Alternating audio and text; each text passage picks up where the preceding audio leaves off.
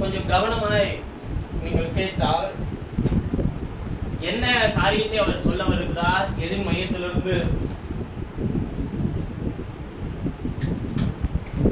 அவர் உங்களை நடத்த விரும்புகிறார் என்பதை உங்களால் அறிய முடியும்.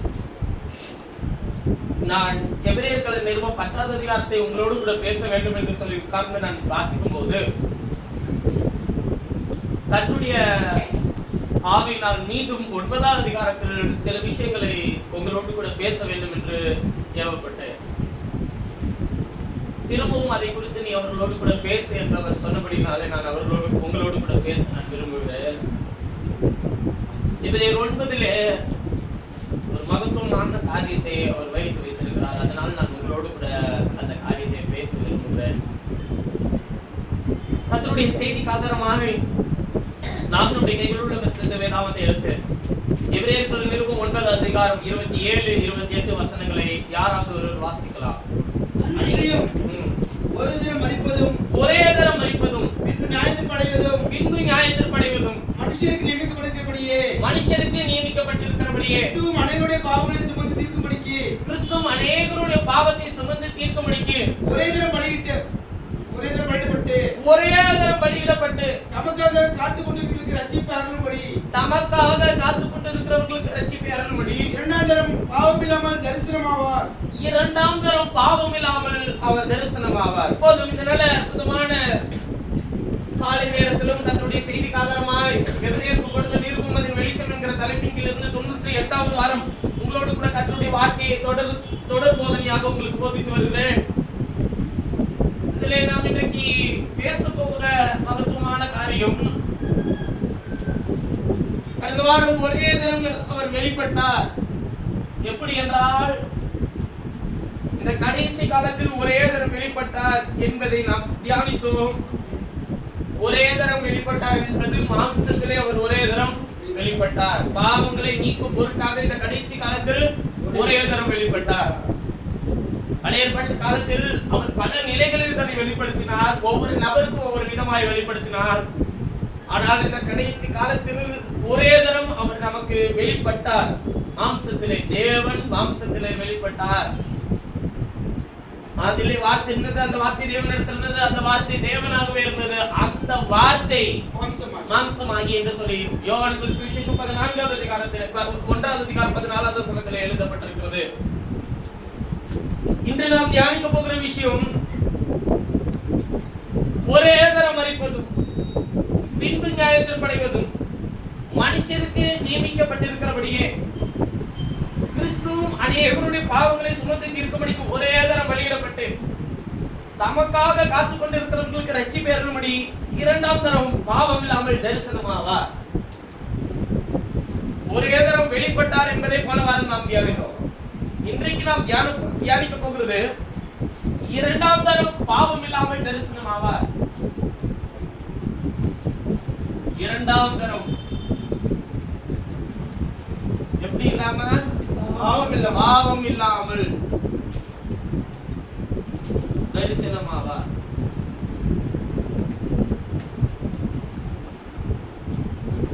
இரண்டாம் தரம் பாவம் இல்லாமல் அவர் தரிசனமாவார். அவர்கள் கொஞ்சம் கவனித்தால் அவர் நமக்கென்று வைத்திருக்கிற மகத்துவமான விஷயத்தை வேத வார்த்தையிலிருந்து நம்மால் அறிந்து கொள்ள முடியும்.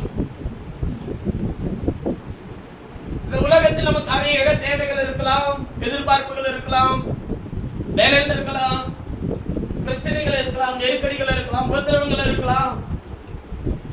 ஆனால் இயேசு வீட்டுக்குள் பிரவேசித்த போது அவர் சொல்கிறார், நீயோ அநேக உலக லௌகீக கவலைகளினால் உன் இருதயம் என்ன பண்ணி இருக்கிறது, நிறைந்திருக்கிறது. ஆனால் இவளோ என்னை விட்டு எடுபடாத ஒரு நல்ல பங்கை அவள் தெரிந்து கொண்டாள். நம்மளுடைய இருதயத்துல ஒவ்வொருத்தவங்களுக்கும் ஒவ்வொரு விதமான பிரச்சனைகள், தேவைகள், எதிர்பார்ப்புகள், கலக்கங்கள், கவலைகள் இதெல்லாம் இருக்கிறது. இதெல்லாவற்றையும் பூர்த்தி செய்வாரா என்கிற எதிர்பார்ப்புகளோடு கூட ஒருவேளை நம் கர்த்தரிடத்தில் வந்திருக்கலாம். ஆனால் கர்த்தர் எதிர்பார்க்கிறது என்னன்னா, இதெல்லாம் ஒரு பக்கம் இருக்கட்டும், ஆனால் நீ என்னிடத்தில் வந்தது அதை தீர்த்து கொள்கிறதற்காக வேண்டாம். என் பாதத்தில் அமர்ந்து ஒன்றை நான் கேட்டேன், அதையே நான் நாடுவேன். வேதத்தில் அவர் சொல்லுகிறார், அதுதான் நித்திய ஜீவ வசனத்தை நாம் பெற்றுக்கொள்ளுதல். இவ்வளோ தண்ணி விட்டு ஈடுபடாத நல்ல பங்கை தெரிந்து கொண்டால் கிறிஸ்துவை குறித்து அறிகிற அறிவுதான் நம்மை இந்த உலகத்தில் நம்முடைய தேவைகளை இருந்தலாம், மேன்மையில் இருந்தலாம், இந்த உலகத்தில் இருக்கிறதான பிரச்சனைகளில் இருந்தலாம், குறைவுகளில் இருந்தலாம் வெளியே அழைக்கிறதா இருக்கும். நம்ம வெறுமனையா அதுக்கு மட்டும் தண்ணி ஊத்திக்கிட்டே இருந்தோம்னு வச்சுக்கோங்களேன், எப்பொழுது நாம் அவரை அறிகிற அறிவிலே நாம் வளருகிறது. அப்ப நாம் கிரியை செய்ய தேவன் தம்முடைய அறிவாகிய ஒளியை உங்கள் மேல் என்ன பண்ணுகிறாருங்க, வைக்கிறவராய் இருக்கிறார். வேதத்தில் வாசிக்கிறோம், எழும்பி பிரகாசி, உன் ஒளி வந்தது, கர்த்தருடைய மகிமை உண்மையில் உதித்தது. அப்ப எழும்பி பிரகாசிக்கணும்னா என்ன வேணுங்க, உங்கள் ஒளி வேணும். ஒளியார் உலகத்திலே வந்து எந்த மனுஷனையும் பிரகாசிக்கிற மெய்யான ஒளிக்காரனாகிய இயேசு கிறிஸ்து. கர்த்தருடைய மகிமை உண்மையில் உதித்தது. ஒளி மட்டும் வந்தா போதுமா? மகிமை உதிக்க வேண்டும். மகிமை என்றால் என்ன? அவர் சகல பிரஸ்தாபத்தை பார்க்கிலும் அவர் தம்முடைய வார்த்தையை என்ன பண்ணி வைத்திருக்கிறார், மகிமைப்படுத்தி வைத்திருக்கிறார்.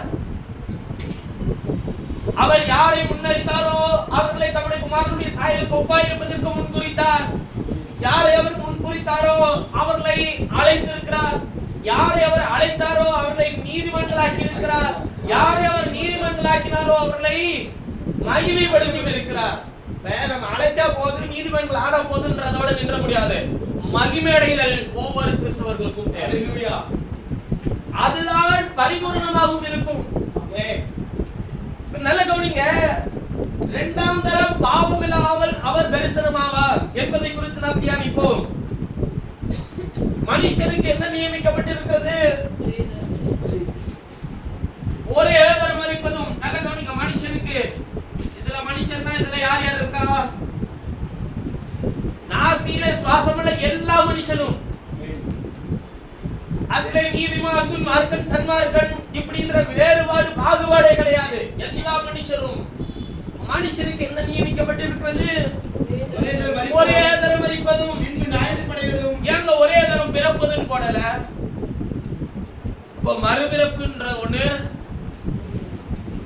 அதான் மறுபிறப்புனா செத்த பிறகு மறுபடியும் வர மறுபிறப்பு கிடையாது, வேற ஒரு ஜீவனா வர அந்த மறுபிறப்பு கிடையாது. கிறிஸ்துவுக்குள்ளே நாம் பிறக்கிற இன்னொரு அனுபவம். நாம் நம்முடைய தகப்பனுடைய வித்தியும் தாயினுடைய வித்தியும் சுமந்தவர்களாய் முதலில் மாம்சீக சரீரத்தில் பிறக்கிறோம். அதன் பிறகு தேவன் அழிவில்லாத வித்தினாலே நம்மை மீண்டும் பிறக்க செய்கிறவராய் இருக்கிறார்.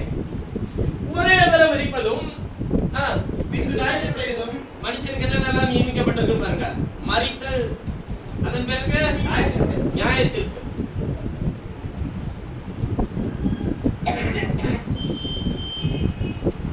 மனுஷனுக்கு நியமிக்கப்பட்டிருக்கிறபடியே ரெண்டு விஷயம் தான். ஒன்று மரித்தல், பின்பு நியாயத்தீர்ப்பு நடந்தது.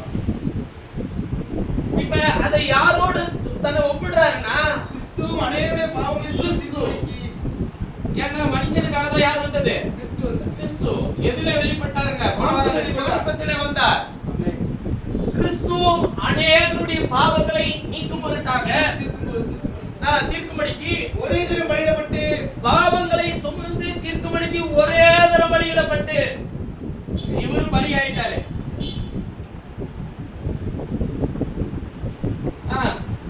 நமக்காக காத்துக் கொண்டிருக்கிறவர்களுக்கு ரட்சிப்பே அருளப்படி இரண்டாம் பாவம் இல்லாமல் தரிசனமாவார். ரட்சிப்பே அருள.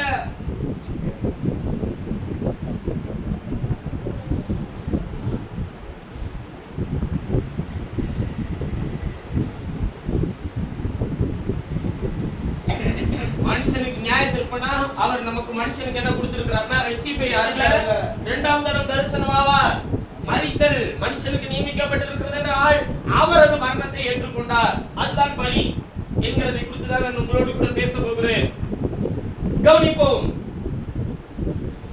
ஒரே தரம் மரிப்பதும் பின்பு நியாயத்தீர்ப்படைவதும் மனுஷனுக்கு நியமிக்கப்பட்டிருக்கிறது. அவ்வளவுதான் நம்முடைய வாழ்க்கை, ஜீவியம் எல்லாம். நாம் பிறக்கும் போதே மரணத்திற்குரியவர்கள் என்பதை அடையாளப்படுத்துகிறது பிரசவம். அதாவது இவன் பிறந்திருக்கிறான், ஒரு நாள் சவமாவான். இறப்பை சுமந்து கொண்டே மனிதன் இந்த உலகத்திலே பிறக்கிறான். ஒவ்வொரு நாளும் ஒவ்வொரு நிமிடமும் கடந்து செல்ல செல்ல அவன் மரணத்திற்கு ஒரு அருகாமையிலே இன்னும் நெருங்கி சேர்ந்து கொண்டே இருக்கிறான். முதலாவது மரணம் எப்படி உள்ளே ஆளுகை செய்தது என்பதை பார்த்தால்தான் இவர் மனுஷனுக்கு நியமிக்கப்பட்ட நியமனத்தை எப்படி மாற்றினார் என்பதை நம்மால் உணர முடியும். நல்ல கவனிங்க. முந்தினாதாம் பூமியிலிருந்து உண்டான மண்ணானவன். அவன் முதலாவது தேவ சாயலாகவே சிருஷ்டிக்கப்பட்டான். அவர்களை ஆணும் பெண்ணுமாக தேவன் அவர்களை என்ன பண்ணினார்? சிருஷ்டித்தார். போன வாரம் இந்த திண்டுக்கல்ல பேசும்போது அவர்கள் அன்னகர்களை குறித்து கேட்டாங்க. நம்ம வாசிக்கிற வேத பகுதியில அன்னகர்கள்ன்ற ஒரு வார்த்தை வந்துச்சு. இந்த அன்னகர்கள்னா யாரு அப்படின்றத குறித்து கேட்டாங்க. அதை குறித்து நான் அவர்களுக்கு தெளிவாய் வேத வார்த்தையில் இருந்து அவர்களுக்கு எடுத்து சொன்னேன். அன்னகர்கள் என்றால் தேவனுக்கென்று வாழ வேறு பிரிக்கப்பட்டவர்கள். பழைய ஏற்பாட்டிலே வாசிக்கும் போது அவர்கள் ராஜாக்களுக்காக வாழ வேறு பிரிக்கப்பட்டவர்கள். இன்றைக்கு ஆண்டவர் சொல்கிறார், தேவனுடைய ராஜ்யத்துக்காக அன்னகர்கள் பிறந்தவர்கள் உண்டு, அன்னகர்கள் ஆக்கப்படுகிறவர்கள் உண்டு. அதாவது வாழ வேறு பிரிக்கப்பட்டவர்கள். இந்த மாம்சீகத்திலே அவர்கள் நாம் பார்த்தால் ஆண் பாலினத்தவர்கள் பெண் பாலினத்தவர்கள் இல்லாமல் மூன்றாம் பாலினத்தவர்கள் சொல்லி ஒரு கூட்டம் இருக்குல்ல, அவர்களை சொல்றாரோ அப்படின்ற மாதிரி நிறைய பேர் கேட்டாங்க. இல்ல, அது அவர்களை குறித்து வேறு வாக்கியம் இந்த இடத்துல சொல்லப்படல. தேவனுக்கென்று வாழ அவர்கள் வேறு பிரிக்கப்பட்டவர்கள், ராஜாக்களுக்கென்று வாழ வேறு பிரிக்கப்பட்டவன் ஆணை. பாருங்க, நீங்க எஸ்தர் ராஜாத்தின் சரித்திர புத்தகத்தை வாசிக்கும் போது ஏகாய் என்கிற ஒரு பிரதானியை நியமிப்பார்கள். நீங்கள் வேதத்துல எல்லா பழைய ஏற்பாட்டு புத்தகத்துல ராஜாக்களுக்கு அடுத்து நீங்கள் பார்த்தால் ஒரு பிரதானியை நியமித்திருப்பார்கள். தானியேலின் தீர்க்கதரிசன புத்தகத்தின் காலத்துல அவர் எழுதும்போது எழுதுகிறார், தானியேலுக்கு அதாவது எபிரேயர்களுக்கு ஒரு பிரதானி நியமிக்கப்பட்டார், எகிப்திலே ஒரு பிரதானி நியமிக்கப்பட்டார். இந்த பிரதானிகள் எல்லாம் யார் என்றால் சிறு வயதிலே ராஜாவுக்கும் ராஜாங்கத்துக்கும் ஒப்பு கொடுக்கப்பட்டவர்கள். அவர்கள் விதை நீக்கப்பட்டவர்கள். அவர்கள் சரீரமான், ஆனால் அந்த ஆணுக்குரிய எந்த உணர்வுகளும் அவர்களுக்கு என்ன பண்ணாதுங்க, இருக்காதபடிக்கு அவர்கள் தங்களை ஒப்பு கொடுத்திருப்பார்கள். எல்லா பெண்களையும் ஏகாய் தான் பராமரித்தார். ஏகாய் ஆண், ஆனால் எல்லா பெண்களையும் பராமரித்தார். ராஜாவுக்கென்று தன்னை மனவாட்டியாய் தேர்ந்தெடுக்கிற அந்த லிஸ்ட்ல இருந்த எல்லா பெண்களுக்கும் வேண்டிய காரியத்தையும் சகல காரியத்தையும் செய்தவன் யார்? ஏகாய். ஆனால் ஆணின் உரிய குணாதிசயங்கள் உணர்வுகள் அவனுக்கு என்ன பண்ணாதுங்க, இருக்காது. ஏனென்றால் அவர்கள் ராஜாங்கத்துக்கென்றும் ராஜாவுக்கென்றும் வேறு பிரிக்கப்பட்டவர்கள். அவங்க கேட்டாங்க, பிரதர் அப்ப இந்த மாதிரி இயற்கையிலே சிலர் இருக்கிறாங்களே, அவங்கள என்ன பிரதர் சொல்றது? கர்த்தர் மனுஷனை உருவாக்கும் போது ரெண்டு நிலையிலே மனிதனை சிருஷ்டிக்கிறார். ஒன்று சிருஷ்டிப்பின் நிலை, இன்னொன்று உருவாக்கின நிலை. சிருஷ்டிக்கப்பட்ட மனிதன், உருவாக்கப்பட்ட மனிதன். சிருஷ்டிக்கப்பட்ட மனிதன் யார் என்றால் அந்த 6வது நாளில் சிருஷ்டிக்கப்பட்ட சாயல், அதாவது ஆவியின் நிலை, அதாவது உண்மையான மனிதன். அந்த உருவாக்கப்பட்ட மனிதன் எப்போது உருவாக்கப்பட்டான் என்றால் 7 நாளைக்கு பிறகு. அதாவது வேதம் தெளிவாய் சொல்கிறது, அங்க நிலத்தை பண்படுத்த மனுஷன் இருந்ததில்லை, ஆனால் 6வது நாளில் மனுஷனை உருவாக்கினார் என்று சொல்லலாம். நாம் இத்தனை வருஷ காலங்களாய் நாம் கேள்விப்பட்டிருக்கிறோம்.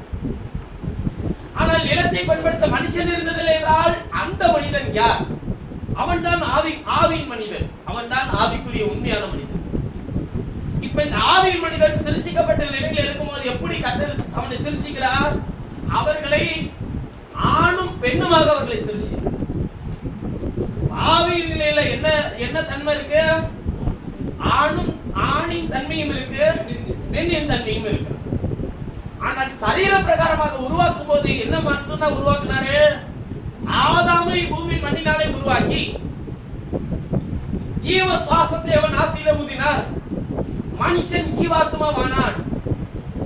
ஆண் உருவாக்கப்பட்டான். முதலில் அவனில் இருந்து பெண் எனக்கூடிய தன்மையை கத்த வேறு பிரித்து எடுத்து ஒரு சரீரத்தை சிருஷ்டித்து, அதுவும் ஆதாமில் இருந்து எடுக்கப்பட்ட ஒரு சிருஷ்டிப்பு ஏவாள். அவளுக்குள்ளே அந்த பெண் எனக்கூடிய தன்மையை ஆணிலிருந்து வேறு பிரித்து அந்த சரீரத்துக்குள்ளே அவர் அடைத்து வைத்தார். ஆனால் ஆவியின் தன்மையில் எப்படிதான் இருந்தார்கள்? ஆணும் பெண்ணுமாக அவர்களை சிருஷ்டித்தார். தன்மை சரீரம் வேறு, தன்மை ஒன்று. இயற்கையில் எப்படி வந்ததுன்னு பாத்தீங்களா? தேவன் எல்லாவற்றையும் சரியாக தான் படைத்தார். இப்ப ஆக்கிக்கிறவங்க எல்லாம் தேவனுக்கும் அதற்கு எந்த சம்பந்தமும் இல்லை. இயற்கையிலே சிலர்களுக்கு இருக்கும், அதை குறித்து ஒன்றும் இல்லை. அதை குறித்து வேத வாக்கியம் அவர்களை தள்ளிவிட வேண்டும் என்று சொல்லவில்லை. அவர்களும் நம்மை போல ஒரு மனிதர்கள் தான். அவர்களுக்கும் பசி என்கிற உணர்வு உண்டு, அவர்களுக்கும் தேவைகள் உண்டு, அவர்களுக்கும் குறைகள் உண்டு, அவர்களும் தேவனை தொழுது கொள்ளலாம், ஆராதிக்கலாம், மகிமைப்படுத்தலாம். அதில் எந்த தவறும் இல்லை. ஆனால் இப்ப இதுக்கும் நம்ம பேச வர விஷயத்துக்கு என்ன விரதல் சம்பந்தம் இருக்கு? தேவன் இயற்கையில வைத்துதான் தம்முடைய சபையை நேர்த்தியாய் நடத்தி வருகிறார். முதல் வேதம் இயற்கை தான். இரண்டாவது நீங்கள் கைகளில் வைத்திருக்கிற பரிசுத்த வேதாகமம். ஒவ்வொரு காரியத்தையும் நீங்கள் சரியாய் பாருங்கள். இயற்கையிலே அது முன்பு சம்பவித்துக் கொண்டே இருக்கும். அது வேதத்திலும் எழுதப்பட்டு இருக்கும். சங்கீதம் 19 நீங்கள் வாசிக்கும் போது ஆச்சரியப்படக்கூடிய விஷயங்கள் அதில் எழுதப்பட்டிருக்கும். பகலுக்கு பகல் வார்த்தைகள் அறிவிக்கிறது, இரவுக்கு இரவு அறிவை தெரிவிக்கிறது என்று சொல்லி எழுதப்பட்டிருக்கும். இரவு என்ன அறிவை தெரிவிக்கிறது, பகல் என்ன வார்த்தையை பொழிகிறது. வேதத்திலே அதை தொடர்ந்து நீங்க வாசிக்கும் போது சொல்லுகிறார், அது தன் புருஷனை போல, அது மணவரையிலிருந்து புறப்பட்டு அது ஒரு முனை தொடங்கி மறுமுனை வரைக்கும் ஓடுகிற மணவாளனை போல ஓட ஆசையாக இருக்கிறது. அதன் காந்திக்கு மறைவானது ஒன்றுமே இல்லை என்று சொல்லி சூரியனை குறித்து சொல்லப்பட்டிருக்கிறது. அங்கே அவர் யாரை தன்னை அடையாளப்படுத்த விரும்புகிறார் என்றால், தன்னை அவர் அடையாளப்படுத்திக் கொள்ள விரும்புகிறார். அவர் மணவாளன் என்று அவர் தன்னை சொல்லுகிறார். அதன் காந்திக்கு மறைவானது ஒன்றுமில்லை என்று சொல்லி அதில் எழுதப்பட்டிருக்கும். நீங்கள் எபிரேயர் 4ஆம் அதிகாரத்தில் வாசிக்கும் போதும் அவர் பார்வைக்கு மறைவான சிருஷ்டி ஒன்றுமில்லை, எல்லாம் அவருடைய பார்வைக்கு நிர்வாணமாயும் வெளியரங்கமாயும் இருக்கிறது என்று சொல்லி வேதத்தில் வாசிக்கிறோம். அப்படியானால் இயற்கையை அவர் ஒவ்வொரு சூழலிலும் அவர் தன்னோடு கூட, சபையோடு கூட, வேதத்தோடு கூட ஒப்பிட்டு காண்பிக்கிறவராய் இருக்கிறார்.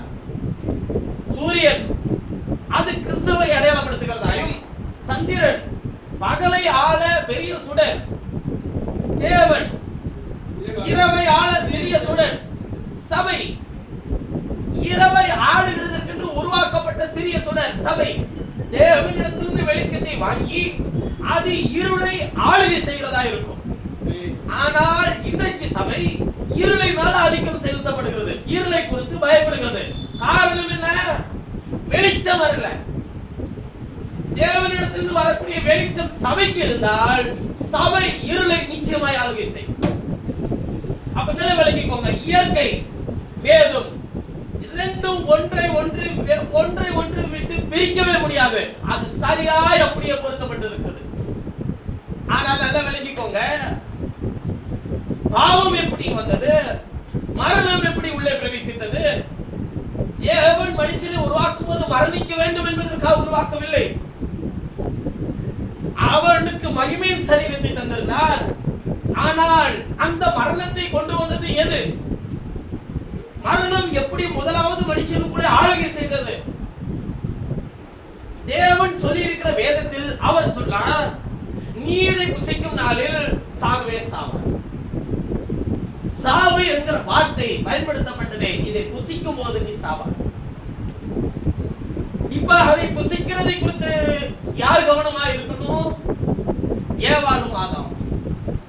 சிலர் சொல்லுவாங்க ஆதாம்கிட்ட தான் சொன்னார், ஏவாள்கிட்ட சொல்லல. ஏவாள்கிட்ட சொல்லலன்னு இவங்க எல்லாம் போய் பார்த்துட்டு அந்த மாதிரி சொல்லுவாங்க. நீங்க வேதத்துல வாசிக்கும் போது அவள் தெளிவா சொல்லியிருப்பார், தேவன் சொன்னது உண்டே, எங்களிடத்தில் சொன்னது உண்டேன்னு சொல்லியிருப்பார். தப்பு. வேதத்தை நாம் ஒவ்வொரு விதமா எடுத்துக்கொள்ள முடியாது. வேதம் நிஜமாவே அப்படியே இருக்கும். இன்றைக்கு நீங்க ஒவ்வொரு விதமா வேதத்தை அறிஞ்சுக்கலாங்க. நான் மறுபடியும் சொல்றேன், வேதத்தில் மறைந்திருக்கிற உண்மையை காக்க தேவன் அவர் நல்லவரும், அவர் அதை காப்பாற்றுகிறவருமாய் எப்போதும் ஜீவித்துக் கொண்டே இருப்பார். அதை அழிக்க எந்த மனுஷனாலும் முடியாது. ஏன் அதை சொல்லுகிறார்? அவர் பாதாளத்தின் வாசல்கள் அதை மேற்கொண்டார். இன்றைக்கு சத்ரு போராடி முயற்சி செய்கிற ஒரே ஒரு காரியம், வேதத்தில் இருக்கிற உண்மையை மறைக்க முயற்சி செய்து கொண்டே இருக்கிறார். ஆனால் அந்த உண்மை வெளிப்பட்டால் அவனால் கிரியை செய்ய முடியாது என்பதை அவனுக்கு நன்றாய் தெரியும். ஆனால் தேவனோ எல்லாருக்கும் அவருடைய உண்மையை வெளிப்படுத்தி பேசுகிறதே இல்லை.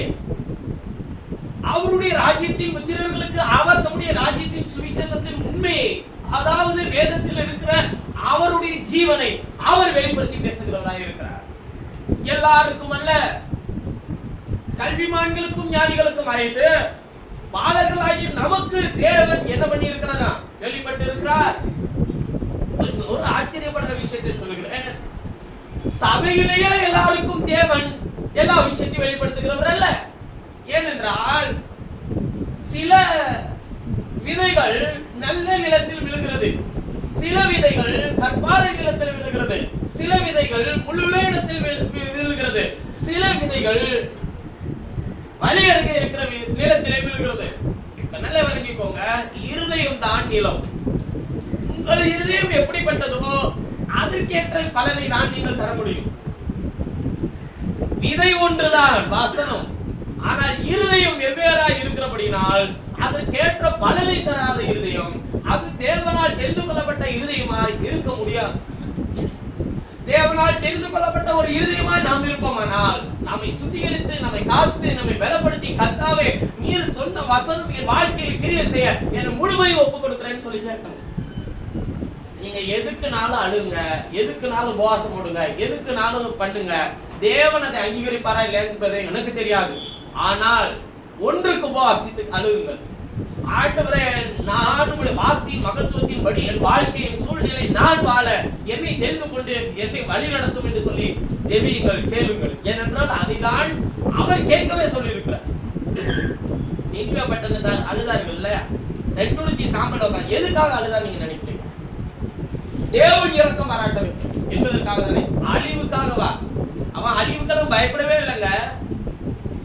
ஒருவேளை அழிச்சாலும் பரவாயில்லன்னு சொன்னானா இல்லையா?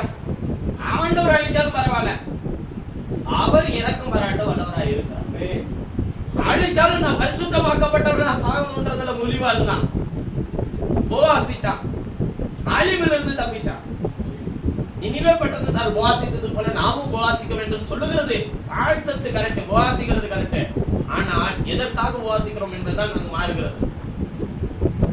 வீட்டிற்காக, இடத்திற்காக, பொருளுக்காக, பணத்துக்காக, தேவைக்காக, திருமணத்துக்காக அல்லது குழந்தைக்காக, இப்படி அதற்காக இதற்காக எல்லாவற்றுக்காக உபவாசிக்கிறோம். உபவாசம் என்பது என்ன? தேவனோடு தனித்து வாசம் பண்ணுதல். எதற்காக வாசம் பண்ண வேண்டும்? தேவைகளை சந்திக்கவா?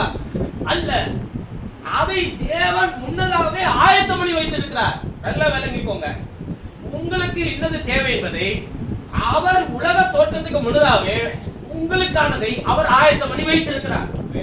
அதை அந்த நாள் வரும்போது, அந்த நிமிஷம் வரும்போது சரியான விசுவாசம் அதை நம்மிடத்தில் கொண்டு வந்து சேர்க்கும். அதை தடுத்து நிறுத்த உலகத்தில் எந்த சக்திக்கும் அதிகாரம் இல்லை. ஏன் பயப்படுறீங்க? அதை தேடி போக தேவையில்லை. தேவன் அதை உங்கள் கைகளில் கொண்டு வந்து சேர்க்க அவர் நேற்றும் இன்னும் மாறாதவராய் இருக்கிறார். சரி, நல்ல கவனிங்க. மரணம் எப்படி உள்ளே வந்தது? அது வந்ததுனாலதான் இப்படி விசுவாசம் மாறி மாறி இருக்கிறது. சிலர் கேட்பார்கள், விசுவாசம் ஒன்று தானே, எல்லாருக்கும் விசுவாசம்ன்றது பொதுவான தானே, கிறிஸ்தவத்தில் வந்தாலே என்ன இருக்கணும்? விசுவாசம். மற்றவர்களுக்கெல்லாம் என்ன இருக்கிறது? நம்பிக்கை. நமக்கு இருக்கிறது என்ன? விசுவாசம். நல்ல கவனிச்சுக்கோங்க. இதுதான் ஆச்சரியப்படக்கூடிய விஷயம். இதுல மனுஷங்களை முன்னாடி எப்படி கேட்டுட்டு இருந்தாங்கன்னா, நீங்க எந்த ஊருங்க? முன்னாடி வந்து எப்படி நீங்க என்ன ஆளுங்கன்னு கேட்பாங்க.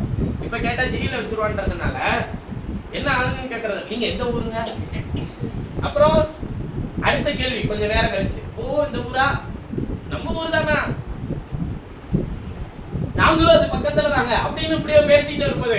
அந்த ஊர்ல நீங்க எந்த ஊருங்க? சரி, அந்த ஊர் தானா? அது பக்கத்துல தாங்க, எங்க ரிலேட்டிவ் என்ன இருந்தாங்க. அந்த ஊர்ல நீங்க எந்த தெருவுங்க? அவ்வளவுதான். அவன் என்ன பண்ணிட்டான்? கண்டுபிடிச்சிட்டான். நீ என்ன ஆள் என்பதை அவர்கள் அறிந்து கொண்டார்கள். அதே மாதிரி கிறிஸ்தவத்தில் உங்கள் விசுவாசம் என்ன? ஒருமுறை ஒருவர் என்னிடத்தில் கேட்டார், உன் விசுவாசம் என்ன? எனக்கு தெரிந்த ஒரே விசுவாசம் தானே இருக்கிறது. உன் விசுவாசம் என் விசுவாசம் என்ன? எபேசியர்கள் நிருபத்தை எடுத்துக்கொள்ளுங்கள். எத்தனை விசுவாசம் இருக்கு? எபேசியர்கள் நிருபம் 4வது அதிகாரத்தை எடுத்து திருப்பிக் கொள்ளுங்கள். இன்னைக்கு கொஞ்சம் வேதத்தை நிறைய திருப்ப வேண்டியது இருக்கு. எபேசியர் 4வது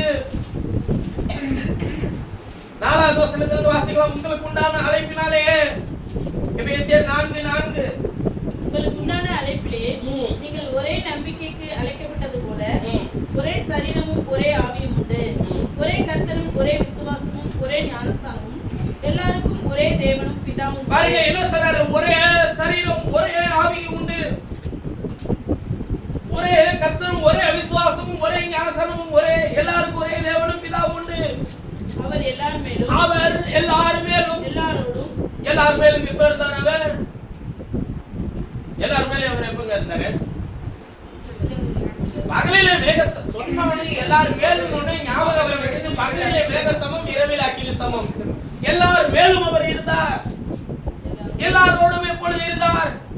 இம்மானுவேலாய் எல்லாரோடும் கூட இருந்தார். இப்பொழுது உங்கள் எல்லாருக்குள்ளும் இருக்கிறவர், வரப்போகிறவர் ஒருத்தர் தான். அவர் சொல்லுகிறார் ஒரே விசுவாசம். வேதத்துல சொல்ற ஒரே விசுவாசம். இதுல என்ன போன விசுவாசம், என் விசுவாசம். நான் மீண்டும் சொல்லுகிறேன், சபைக்கு சபை விசுவாசம் மாறிட்டே இருக்கும்னா அந்த விசுவாசம் வேதத்துல இருக்கான்றது எனக்கு தெரியாது. ஆனால் நம்ம எல்லாருக்கும் ஒரே விசுவாசம் இருக்க வேண்டும். அது வேதத்தை மாத்திரம் விசுவாசிக்கிற விசுவாசம். நாம கர்த்தர் இந்த உலகத்திலிருந்து, பாவத்திலிருந்து, அசுத்தத்திலிருந்து வேறு பிரித்தது எதுக்கு? அவரை பின்தொடர, அவருடைய வார்த்தையை சுமக்க, அவருடைய நாமத்தை நாம் தரித்துக் கொள்ள, அவருடைய நித்திய ஜீவனிலே பங்கு கொள்ள. இதற்கு தானே உங்களை அழைச்சாரு. நீங்க எந்த சபையின் கொள்கைகளையும் எந்த சபையினுடைய கோட்பாடுகளையும் தூக்கி சுமக்கிறதுக்காக கர்த்தர் உங்களை தெரிந்து கொண்டார் கிடையாது. நாம் எதை பின்பற்றுகிறவர்களாயும் கர்த்தர் நம்மை அழைக்கவில்லை. நாம் வேதத்தையும் அவரை பின்பற்றுகிறவர்களாக கர்த்தர் நம்மை அழைத்திருக்கிறார். அதற்காக தாங்க அவர் விலையேறப்பட்ட ஜீவனை தம்முடைய சிலுவையில் அவர் தந்தார். சிறுவயதிலிருந்து ஊட்டுகிறார்கள். நாம் இந்த கொள்கையுடையவர்கள். எதற்காக? இல்லை, நாம் வேதத்தை பின்பற்றுகிறவர்கள். எந்த கொள்கைக்கும் அழைக்கப்படவில்லை. மனிதர்கள் கோட்பாடுகளை உண்டாக்கி கொண்டார்கள், சபையின் சட்டத்திட்டங்களை ஏற்படுத்திக் கொண்டார்கள். இது மனிதர்களால் உண்டானது, தேவனால் உண்டானது அல்ல. தேவனே உண்டு பண்ண வந்தார். இது ஏன் சபை, இது உன் சபை, இது உன்னுடைய, இது என்னுடைய காங்கிரிகேஷனுக்குள்ள இருக்கிற சபை அப்படின்னு சொல்றாங்கல்ல. மத்தேயு 16 சொல்ற, நான் என் சபையை கட்டுறேன். இப்ப அவர் சபை எது? நீங்க எந்த சபைக்கு வந்திருக்கீங்க? வில்சன் சபைக்கா? அவர் சபை. சரி, நீங்க எந்த சபைக்குனாலும் போங்க. அவர் சபை எது? அவர் சொல்றாருல, உங்களுக்கு நிறைய சபை இருக்கீங்க. ரோமன் கத்தோலிக்கம், Methodist, Baptist, Lutheran, Pentecost, seventh day, Jehovah சாட்சிகள், பிரதரன் சபை, அப்புறம் உங்களுக்கு தெரிஞ்ச சபையெல்லாம் நிறைய இருக்கு. அசெம்பிளி ஆஃப் காட், அது இது பெந்தகோஸ்தே சபைகள் நிறைய கிடக்குது. இப்ப நீங்கள் எந்த சபையை சேர்ந்தவர்கள்? நான் ஒரு சபையை சொல்றேன். ஆண்டவர் சொல்ற, நான் என் சபையை கட்டுவேன், பாதாளத்தின் வாசலை மேற்கொள்வதில்லை. இவர் ஒரு சர்ச்சை வச்சிருக்கிறாரு. அந்த சர்ச்சுக்கு நல்ல வேலை பேர் சொல்லாம போயிட்டாரு. பார்த்துக்கோங்க, அவரு சொல்லிட்டு போயிருந்தாருன்னா வேற பிரச்சனை இருந்திருக்கும். இப்ப மனிதன் சமுதாயத்தின் ரீதியிலே, தொழிலின் ரீதியிலே மனிதனால் பிரிக்கப்பட்டான், மிருகத்தை போல நடத்தப்பட்டான். இன்னைக்கு சபை என்கிற பேரிலே, தேவ பிள்ளை என்கிற பேரிலே, விசுவாசம் என்கிற பேரிலே ஒருவர் தனித்தனியாய் பிரிந்திருக்கிறோம். கலாத்தியர்ல எப்படியா சொல்லி படிச்சு பாருங்களேன், என்ன எழுதியிருக்குன்னு படிங்களேன். இவன் அவன் சரியில்லை, இவன் அவன் சரியில்லை, இவன் அவங்க சரியில்லை, இது சரியில்லை, அது சரியில்லை. சரி, சரியில்லை, எது சரி? அது கேட்டா அது தெரியலையே. கலாத்தியர் 5:15 சரி 14 இருந்து வாசிக்க பார்க்கலாம். அவருக்கு சொந்தமானவர்கள் அவருடைய மகிமைக்கு புகழ்ச்சியாக இருக்க முடியாது. இல்ல கலாத்தியர் 5வது அதிகாரம் 13வது வசனத்திலிருந்து 13ல இருந்து வாசிங்க. சகோதரரே, நீங்க சுயாதீனத்துக்கு அழைக்கப்பட்டீங்க. அப்படினா என்னங்க? நீ சுதந்திரமாய் அழைக்கப்பட்டிருக்கிற, வேறு பிரிக்கப்பட்டிருக்கிற. நீ சுதந்திரவாளி. அனுசரியாமல், அதாவது ஆனாலும் அந்த சுதந்திரம் மாம்சத்தின்படி இருக்கக்கூடாது. அன்பினாலே ஒருவருக்கு ஊழியம் செய்யுங்கள். மாம்சத்துக்கு என்று அந்த சுயாதீனத்தை அனுசரியாமல் அன்பினாலே அன்பினாலே ஒருவருக்கொருவர் ஊழியம் செய்யுங்கள். உன்னிடத்தில் அன்பு கூறுவது போல உன்னிடத்தில் அன்பு கூறுவது போல ஒரே வார்த்தையிலே நியாயப்பிரமாணம் முழுவதும் நிறைவேறும். ஆரட்டி அன்பு கூறுவாயாகன்றாருங்க. பிறன்னா யாரு? நமக்கு பிறன் யாரு? நாம யாரெல்லாம் புறஜாதின்னு சொல்றோமோ அவங்க எல்லாம் பிறன். அவங்கள்ட்டே நீ அப்படி அன்பு கூறுன்றாரு. நீங்கள்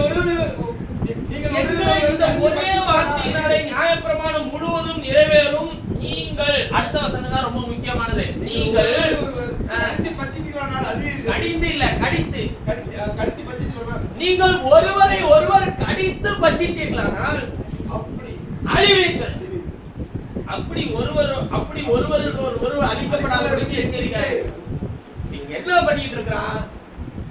படிச்சிட்டு இருக்கான். நீ சரியில்லை, நான் சரியில்லை, நான் தான் கட்டு, நீ தான் கட்டு. என்ன சொல்ற? கத்தருடைய ஊழிய நான் கத்தரி என்னை வழி நடத்தும் போது நான் கேட்டேன், ஏன் இவ்வளவு ஒருத்தம் புதுசா ஒரு ரசிக்கப்பட்டு சாமிக்குள்ள வரான்னு வச்சுக்கோங்களேன். இங்க என்ன இருக்குங்க?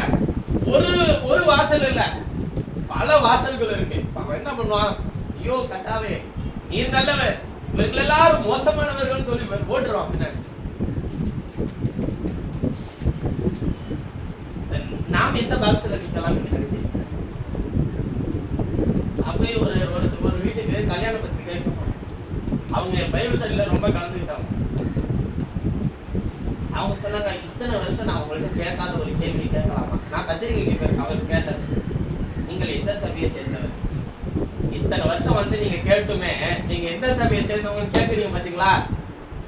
நான் எந்த சபையை சேர்ந்தவன் அல்ல, எனக்கு எந்த சபையிலும் உறுப்பினர் அட்டை இல்லை. ரோமன் கத்தோலிக்கர் தான் நான் இருந்தேன். என் தாய் தகப்பனா ரோமன் கத்தோலிக்கத்தில் மிகுந்த பக்தி வைராக்கியம் உடையவர்களா இருந்தார்கள். அதனால் நான் இருந்தேன். அதிலிருந்து அவர்கள் வெளியே வந்தார்கள். எங்க பிரதர்? எந்த சர்ச்சுக்கு பிரதர்? எதுக்கும் இல்ல. அவங்க போனது ஒரு ஆட்டோர் ஆராதிக்க ஒரு பெந்தகோஸ்தின் அனுபவத்தை பெற்ற ஒரு சபைக்கு போயிட்டு இருந்தாங்க. அதிலே இருக்கும்போது கர்த்தர் எனக்கு ஒரு அழைப்பை கொடுத்து நான் இதை பின்பற்ற வேண்டும் என்று சொல்லி ஆண்டவர் இடத்தில் கேட்கும்போது அவர் எனக்கு சொன்னார், நீ என்னை பின்பற்றி வா, என் வார்த்தையை பின்தொடரு, நீ அதை ஆழமாய் தோண்டி அதை விசாரித்து படி, அதை தேடு, அது உனக்கு வெளிப்படும். உன் சந்ததியில் நின்றும் உன் சந்ததியினுடைய சந்ததியில் நின்றும் நான் உனக்கு அருளின என் ஆவியும் உன் வாயிலிருந்து என் வார்த்தைகளும் நீங்குவதில்லை என்று கர்த்தர் சொன்னார். அந்த வார்த்தை மாத்திரம் பின்தொடர், எதையும் பின்தொடர். நான் ஆண்டவர் இப்படி சொல்லியிருக்கேன், நான் எதை பின்தொடரணும்? சிலர் சொல்லுவாங்க, பிரதர் ஏதாச்சும் ஒரு சப்போர்ட்டுக்கு எதையாச்சும் ஒண்ணு என்ன பண்ணிக்கோங்க பிரதர், சார்ந்து இருக்கிறது நல்லது தானே. இப்படியே சின்ன வயசுல, இப்ப சின்ன வயசா இருக்கிறீங்க, கல்யாணம் ஆகிறதுக்கு முன்னாடி சொன்னாங்க, இப்ப சின்ன வயசா இருக்கீங்க, ஒன்றும் பிரச்சனை இல்லை, கல்யாணம் ஆனதுக்கு அப்புறமே நிறைய தேவை, அதுக்காச்சும் ஏதாச்சும் ஒரு சபை என்ன பண்ணணும், சார்ந்து இருக்கணும். நிறைய ஆஃபர் லெட்டர் எல்லாம் கொடுத்தாங்க, மாசம் அனுப்பிச்சுன்னா உங்களுக்கு தேவையான பொருட்கள் தருகிறோம், அப்புறம் ஈவி கரண்ட் பில் கட்டுறோம், பெட்ரோல் அலவன்ஸ் கொடுக்குறோம், எல்லாம் கொடுக்குறோம். நீங்க சும்மா வந்து என்ன ஆனா போதும், அம்மையை வந்து எங்களோட ஒரு ஐக்கியப்பட்டா போதும். இன்னொன்னு என்னன்னா, உங்களுக்கு என்ன சர்ச்சு தந்துடும், விசுவாச பிள்ளைங்க இருப்பாங்க, நடத்துறதுக்கு ஆள் இல்லை பிரதர். நீங்க வந்துட்டீங்கன்னா இந்த சின்ன பிள்ளைகளே, இந்த சின்ன வயசுல இப்படிப்பட்ட ஊழியர்கள்லாம் கிடைக்கிறது அரிதாக இருக்குது. வருவீங்களா? நான் சொன்னேன், தேவன் அதற்கு அனுமதி கொடுத்தார். நான் கர்த்தருடைய வேலைக்காரன். அவர் சொன்னார், நான் கர்த்தருடைய வேலைக்காரன், நான் சொல்லுகிற தேவன் சொல்லுகிறது போல நீங்கள் ஏற்றுக்கொள்ள மாட்டீர்களா? 2 ஊழியர்கள் ஒரே இடத்தில் இருந்தார்கள். என்ன நடந்தது தெரியுமா?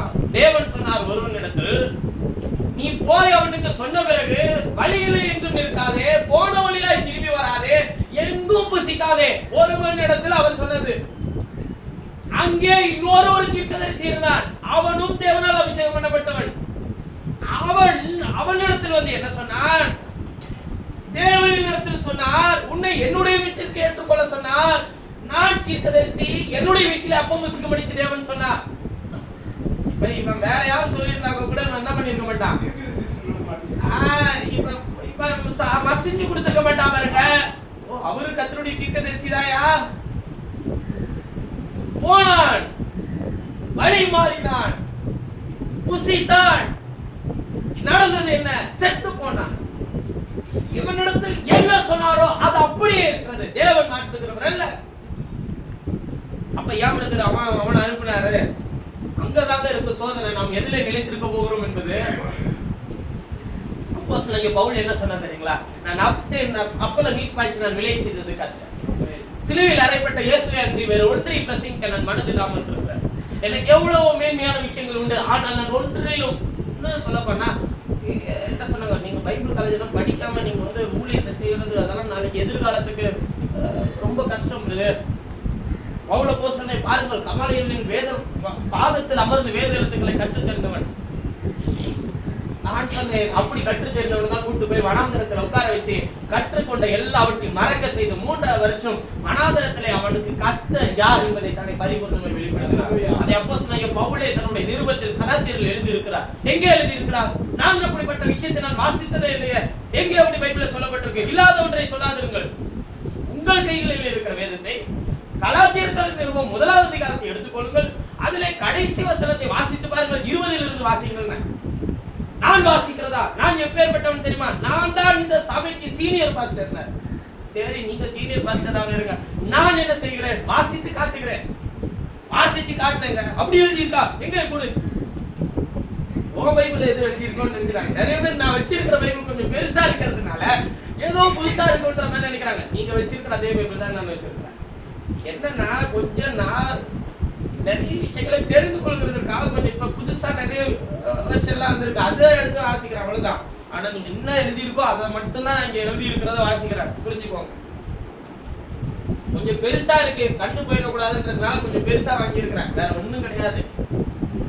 பேஜ் கொஞ்சம் ஜாஸ்தியா போகுது, பெருசா வர வர வர அவ்வளவுதான்.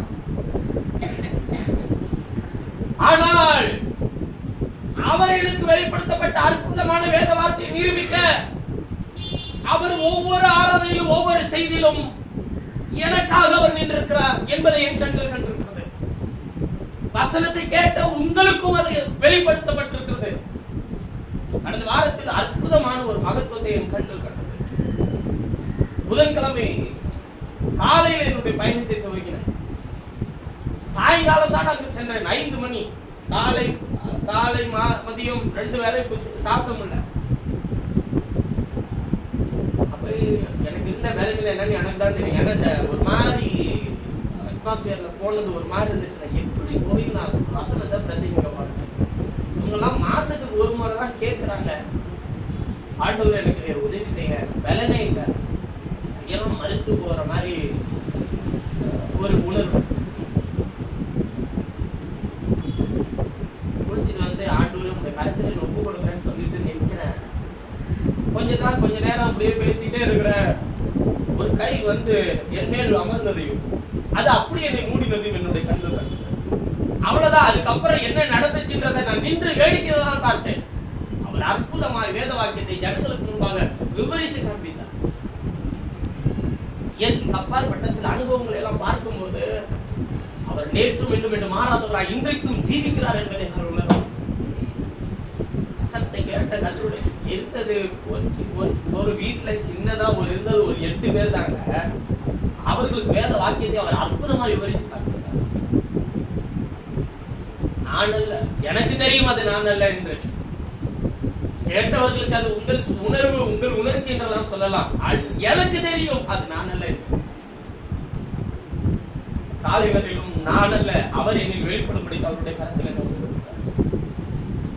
சரி, முதலாவது மரணம் எப்படி உள்ளே பிரவேசித்தது என்பதை தியானிப்போம். முதல் மனுஷன் இதை புசிக்கும் நாளில் சாகவே சாவா என்று கர்த்தர் சொன்னாரே, எது மரணத்தை உள்ளே பிரவேசிக்க செய்தது? அவர் விலக்கப்பட்ட விருட்சத்தின் கனியை பறித்து புசிக்கும் நாளில் சாகவே சாவா என்று சொன்னார். ஆனால் பிசாசு என்ன பண்ணினான்? நீ என்னை புசிக்கும் நாளில் தேவர்களை போல இருப்பாய் என்றும் உன் கண்கள் திறக்கப்படும் என்றும் நீ தேவர்களை போல இருப்பாய் என்றும் தேவன் அறிவார் என்றது. இப்ப யாருக்கு தெரியும்னு சொன்னா யார் மடிவான்றது யாருக்கு தெரியும்? பிசாசுக்கு நல்லா தெரியும். உடனே அந்த கனி பார்வைக்கு இன்பமும் புசிப்புக்கு புசிக்கப்பட தக்க விருட்சம் என்பதை அவள் அறிந்து அந்த கனியை பறித்து புசித்து தன் புருஷனுக்கும் கொடுத்தார். பாவம் உள்ள நேரம் வராது. எப்படி வரும்னு கேட்டா யாக்கோபு நிருபம் 1வது அதிகாரம் யாக்கோபு 1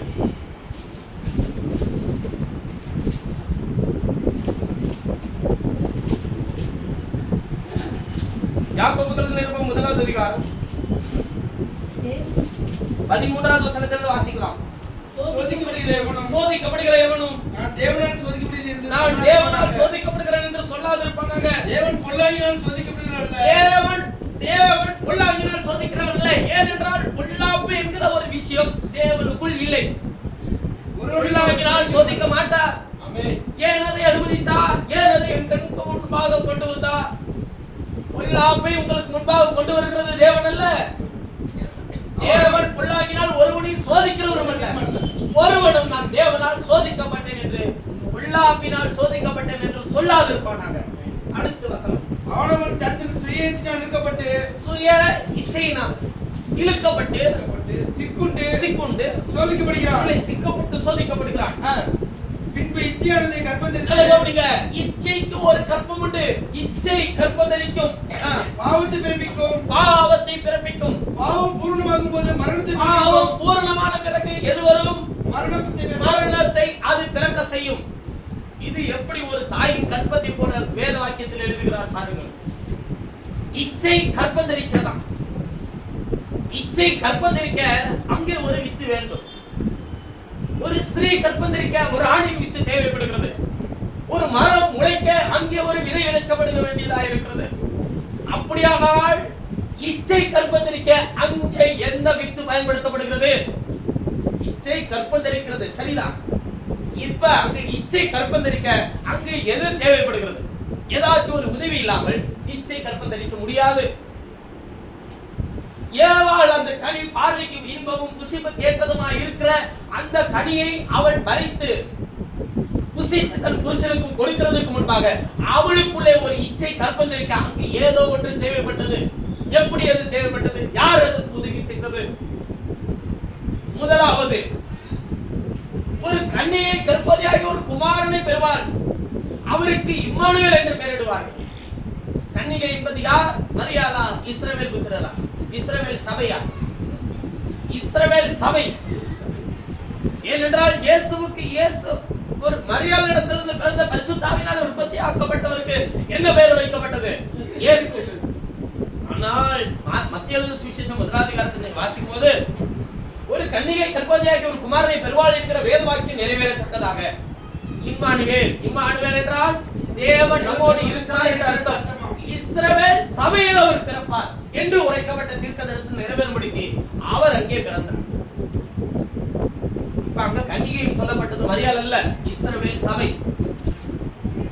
ஒரு ஸ்திரீ கற்பந்தரித்தால் கற்பந்தரிக்க எது தேவை? ஒரு வித்து தேவை. எப்படி வித்து இல்லாமல் ஒரு ஸ்திரீயால் கற்பந்தரிக்க முடியும்? தேவன் சொன்னால் அது நிறைவேறும். மரியாள் இடத்தில் அந்த வார்த்தை வந்தது. அவள் என்ன கேட்டால், நான் யாரை அறியேன்? புருஷனை அறியேன். அப்படியானால் அவள் நன்றாய் அறிந்திருக்கிறாள். நான் கற்பந்தரிக்க யார் வேண்டும்? ஒரு புருஷன் வேண்டும். அவர் சொல்லுகிறார், நீங்கள் மனுஷ சித்தத்தினாலும் மாம்ச சித்தத்தினாலும் பிறவாமல் தேவனாலே பிறந்தவர்கள். தேவ வசனத்தினாலே கர்த்தர் உங்களை பிறப்பிக்க செய்திருக்கிறார். அவரும் மனுஷ சித்தத்தினாலும் புருஷ சித்தத்தினாலும் பிறவாமல் அவர் தேவனால் வசனத்தினால் வார்த்தையினால் பிறந்தவர். இப்ப மருத்துவர்களால் இதை அறிந்து கொள்ள முடியுமா? ஒரு ஸ்திரீ கற்பந்தரிக்க யார் வேண்டும்? ஒரு புருஷனுடைய வித்து வேண்டும். மரியாளும் அதை அறிந்திருந்தார். ஆண்டவரை நான் புருஷன் அறியேனே. அவர் சொல்லுகிறார், மனுஷனாலே கூடாது, தேவனாலே கூடும். தேவனாலே எல்லாம் கூடும். தேவனால் கூடுமா கூடாதா? நிச்சயமாய் கூடும். அவர் தம்முடைய வார்த்தை அனுப்பினார். அங்கே கற்பத்தில் கிறிஸ்து உருவானார். நல்ல கவனிங்க. அவர் தம்முடைய வார்த்தையை அனுப்பி அங்கே கற்பத்தை அசைத்து அங்கே சிசு உருவானது. அங்கே கற்பந்தரிக்க அவர் எதை எடுத்துக்கொண்டார் என்றால், அவர் தம்முடைய உபதேசத்தை எடுத்துக்கொண்டார். பரிசுத்தாவினால் அருளப்பட்ட வார்த்தை அங்கு உள்ளே பிரவேசித்தது, கற்பத்தை அசைத்தது, அங்கே உள்ளே சிசு உருவானது. இப்போது இங்கு எடுத்துக்கொள்வோம், மரணத்தை பிறப்பிக்க இச்சையானது கற்பந்தரிக்க வேண்டும். அதன் பிறகு பாவத்தை பிறப்பிக்கும். பாவம் பூரணமான பிறகு என்ன வருமா? மரணம் வரும். நல்ல விளங்கிக்கோங்க, இச்சை கற்பந்தரிக்காமல் பாவம் உள்ளே சிசுவாக உருவாக முடியாது. இச்சை தான் கற்பந்தரிக்க வேண்டும். அது எதை கொண்டு வருது? பாவம். பாவம் எதை கொண்டு வருது? மரணத்தை கொண்டு வருது. இந்த இச்சைக்கு ஒரு ஆதாரம் வேண்டும்ல, ஒரு அஸ்திவாரம் வேணும்ல. அந்த இச்சைக்கு எது அஸ்திவாரம் என்றால் சத்ருவின் உபதேசம்.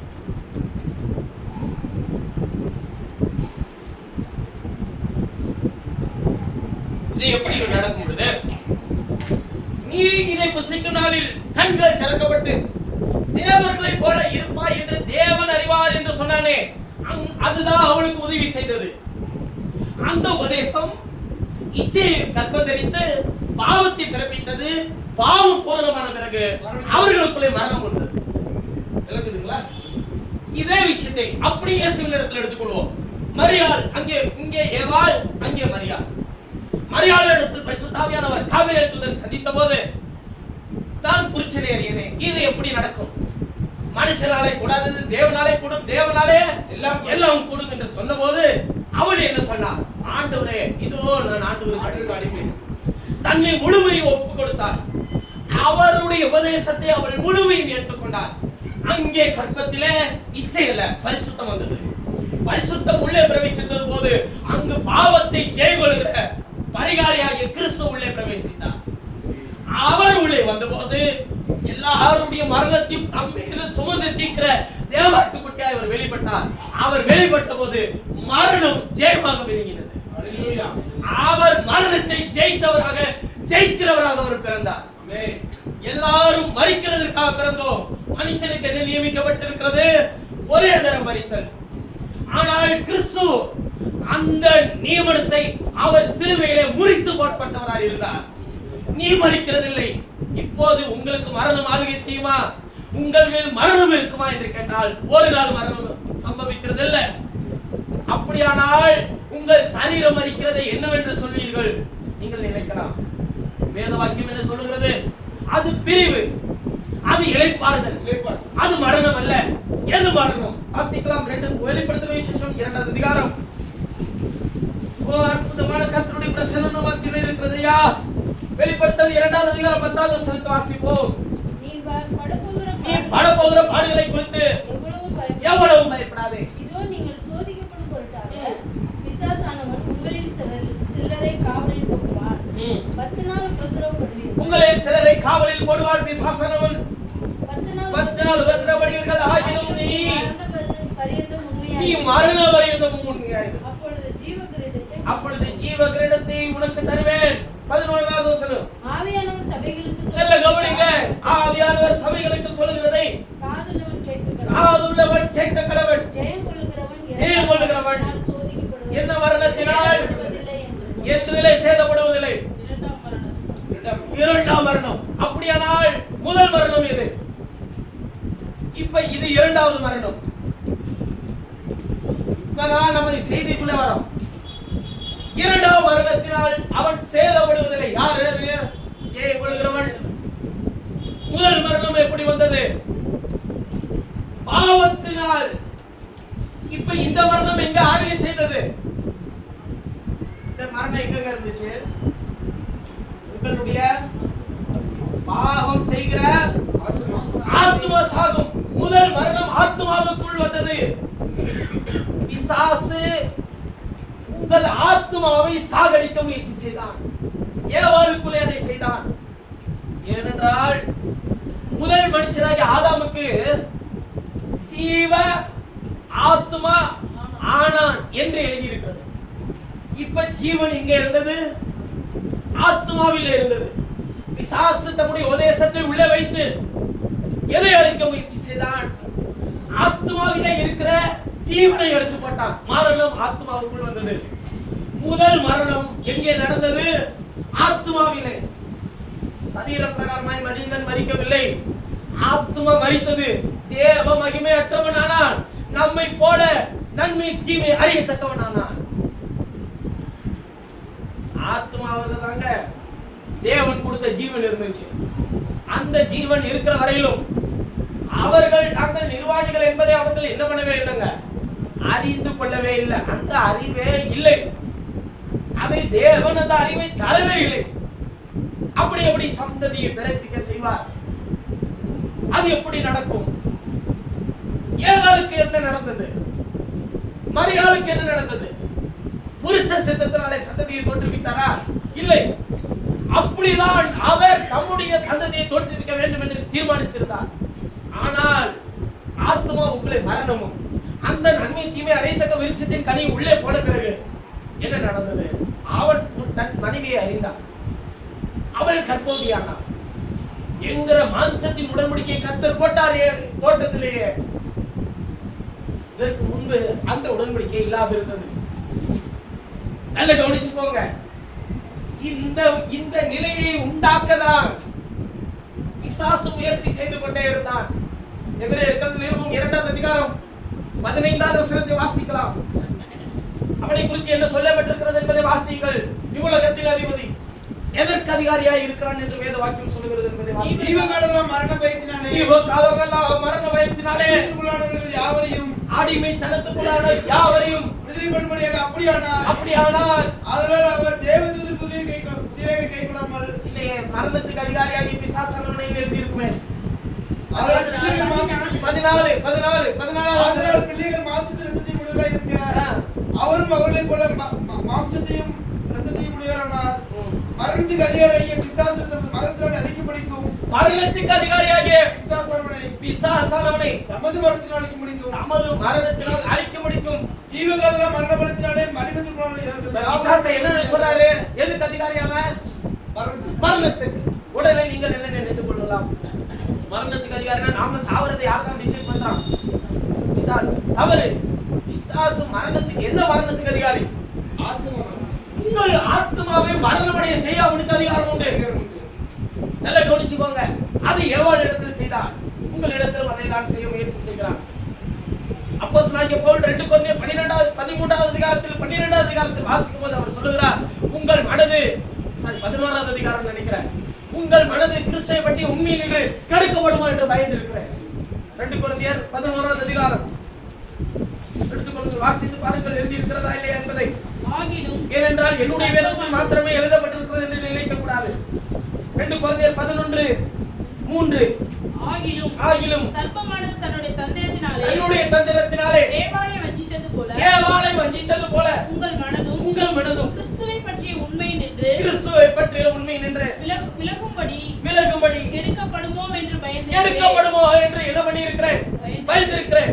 மனதை கெடுக்கக்கூடியவர் உலகத்தின் அதிபதி. உங்கள் மனதை மரணத்துக்குள்ளாக்குகிறவன் உலகத்தின் அதிபதி. மரணம் எப்படி உள்ளே பிரவேசித்தது? அவன் தம்முடைய உபதேசத்தின் மூலமாக முதல் மரணம் ஆத்மாவிலே நடந்தது. அதன் பிறகு எல்லாம் எதிரே வந்துட்டே இருக்குங்க வரிசையா. என் தாயினை பாவத்திலே கற்பந்தரித்தாள். அதுவும் எது? மரணம்.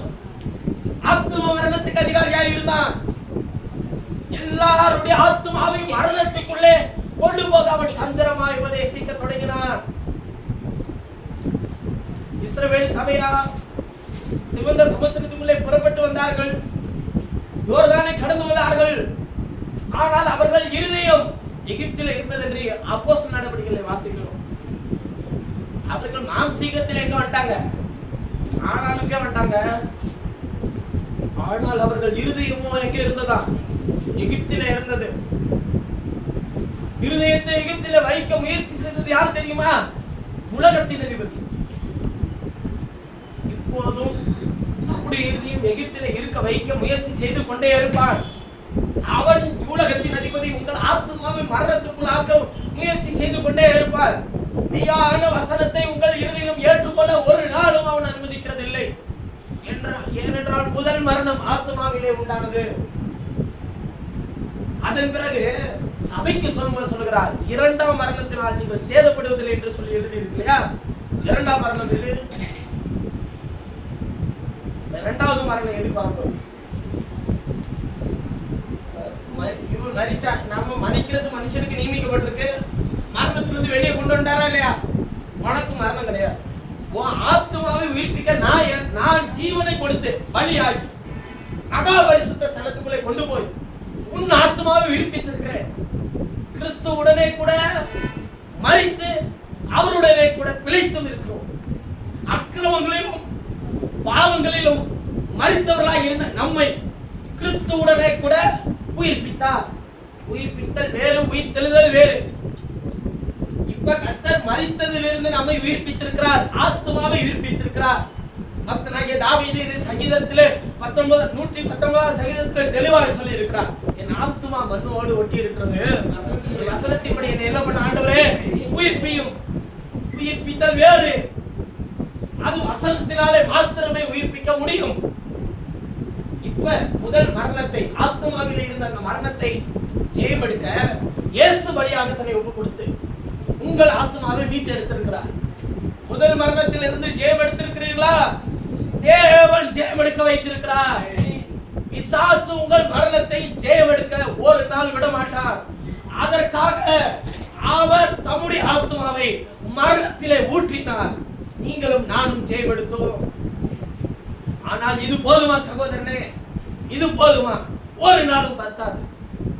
ஏனென்றால் மனுஷனுக்கு நியமிக்கப்பட்டிருக்கிற இன்னொன்று உண்டு. ஒன்று மரித்தல், அதிலிருந்து அவர் ஜெயம் எடுக்க வைத்திருக்கிறார். ஆனால் இன்னொன்று இருக்கிறதே, அதுதான் நியாயத்தீர்ப்பு. முதலாவது மரித்தல், பின்பு அவர் நியாயத்தீர்ப்பு அடைவது மனுஷனுக்கு நியமிக்கப்பட்டிருக்கிறது. நியாயத்தீர்ப்பு எதுக்கு? யாருக்கு? நல்ல விளங்கிக்கோங்க. நியாயத்தீர்ப்பு யாருக்கு? நாம் செய்த நன்மைக்காவது தீமைக்காவது தக்க பலனை அடைவதற்காக. வேதத்தில் வாசிக்கிறோம், கர்த்தருடைய ஆவியானவர் வேதத்தில் எப்படி சொல்லி இருக்கிறார் என்பதை பாருங்கள். 2வது அதிகாரம் 2 கொரிந்தியர் புத்தகம் 5வது அதிகாரம் 2 கொரிந்தியர் 5 8 9 10 வசனத்தை வாசிக்கலாம். நாம் தைரியமாகவே இருந்து தேகத்தை விட்டு குடி போகவும் குடியிருக்கும் அதிகமாக விரும்புகிறேன். அதிகமாய் விரும்புகிறோம். அதிநிமித்தமே நாம் சரீரத்தில் குடியிருந்தாலும் குடியிராமல் போனாலும் அவருக்கு பிரியமானவர்களாய் இருக்க நாடுகிறோம். நாம் சரீரத்தில் குடியிருந்தாலும் குடியிராமல் போனாலும் அவருக்கு பிரியமானவர்களாய் இருக்க நாடுகிறோம். ஏனென்றால் சரீரத்தில் அவனவன் செய்த நன்மைக்காக, சரீரத்தில் வார்த்தையை நல்ல கவனிங்க, சரீரத்தில் அவனவன் செய்த நன்மைக்காவது தீமைக்காவது தக்க பலனை அடையும்படிக்கு நாம் எல்லாரும் கிறிஸ்துவின் நியாயாசனத்துக்கு முன்பாக வெளிப்பட வேண்டும். எபிரேயர் நிருபம் 4வது அதிகாரம் எப்படி நியாயத்தீர்ப்பு சொல்றாரு. கிறிஸ்துவின் நியாயாசனத்துக்கு முன்பாக வெளிப்பட வேண்டும். எது நியாயாசனம் இன்னும் நமக்கு தெரியல. இப்போ கவனிங்க, எபிரேயர் 4:12 13 தேவனுடைய வார்த்தையானது ஜீவனும் வல்லமை உள்ளதாயும் இருபுறம் கருக்குள்ள எந்த பட்டயத்தினாலும் கருக்கானதாயும் ஆத்துமாவையும் ஆவையும் கணுக்களையும் மூளையும் பிரிக்கத்தக்கதாக ஒருவர் குத்துகிறதாயும் இருதயத்தின் நினைவுகளையும்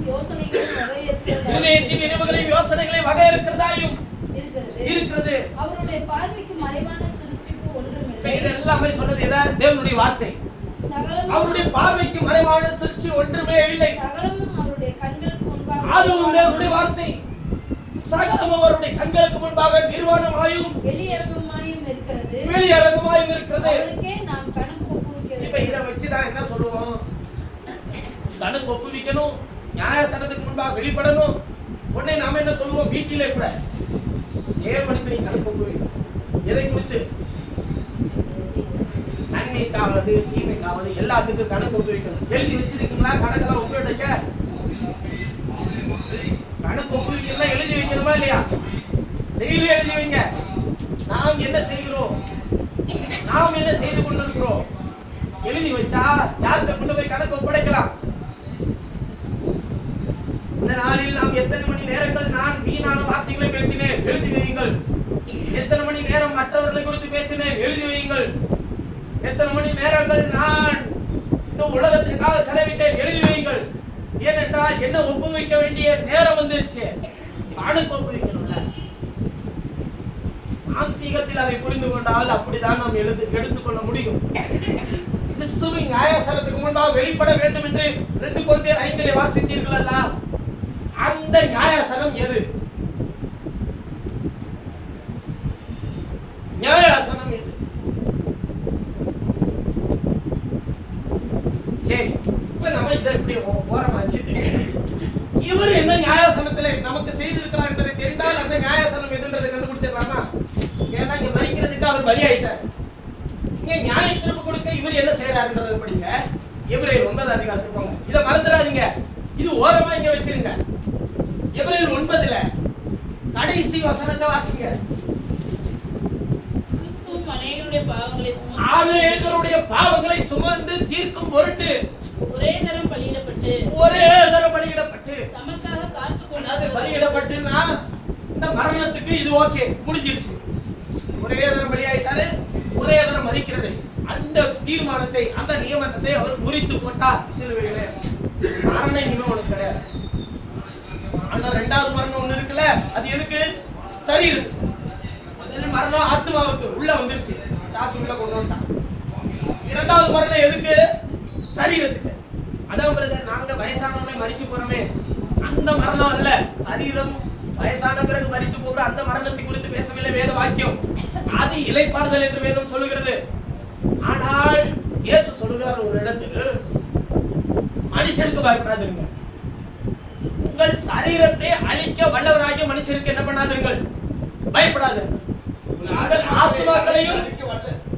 உங்கள் ஆத்மாக்களையும் சரீரத்தையும் நல்ல விளங்கிக்கோங்க. உங்கள் ஆத்மாக்களையும் சரீரத்தையும் நரகத்தில் தள்ளி அழிக்க வல்லவர்கள்.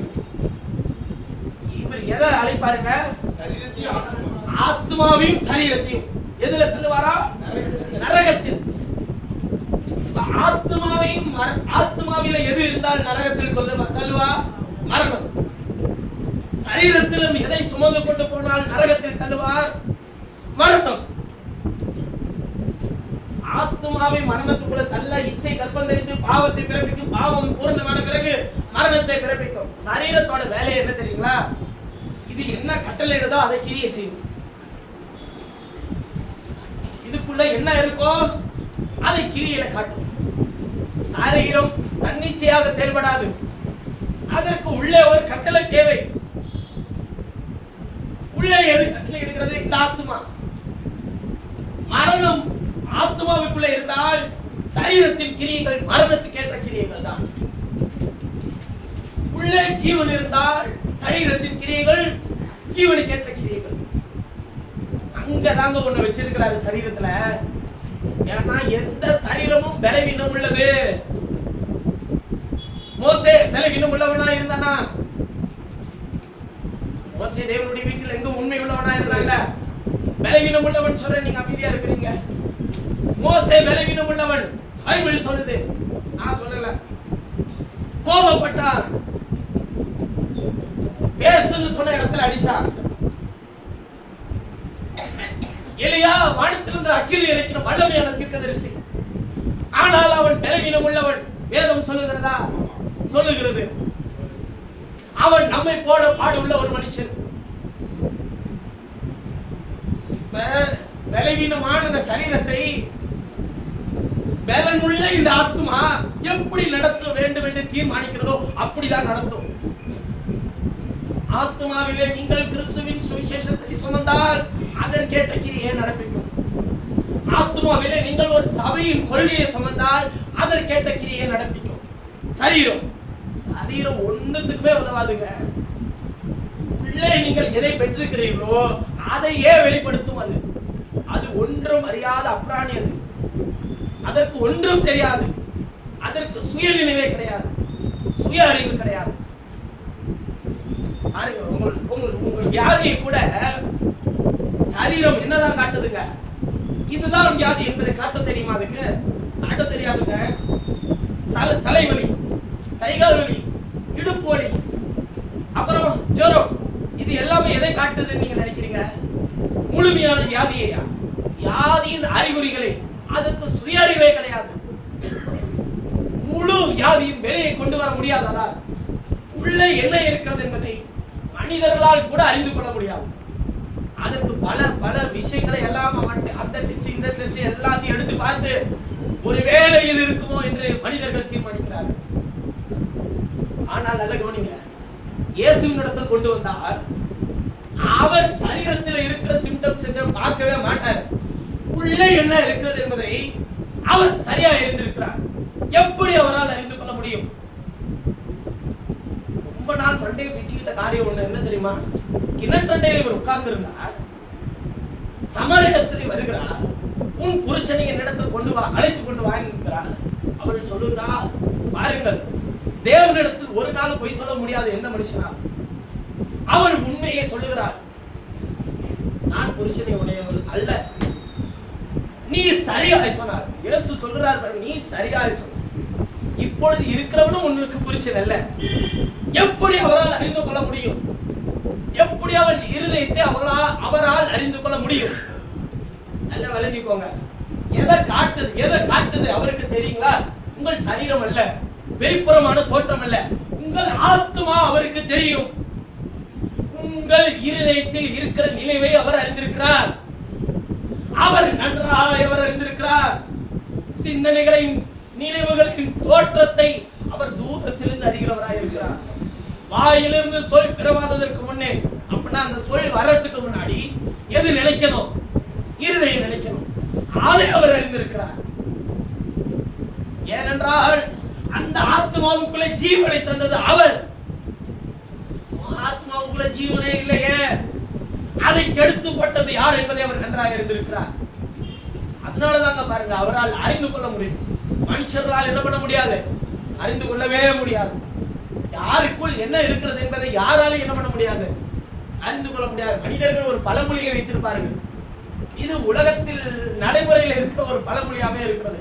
எந்த பாம்புக்குள்ள எந்த குத்து இருக்கு, சார் எந்த குத்துக்குள்ள எந்த பாம்பு இருக்குன்னே தெரியல அப்படின்னு சொல்லி ஒரு பழமொழியா இருக்கு. சார் நேரம் ஆயிடுச்சா?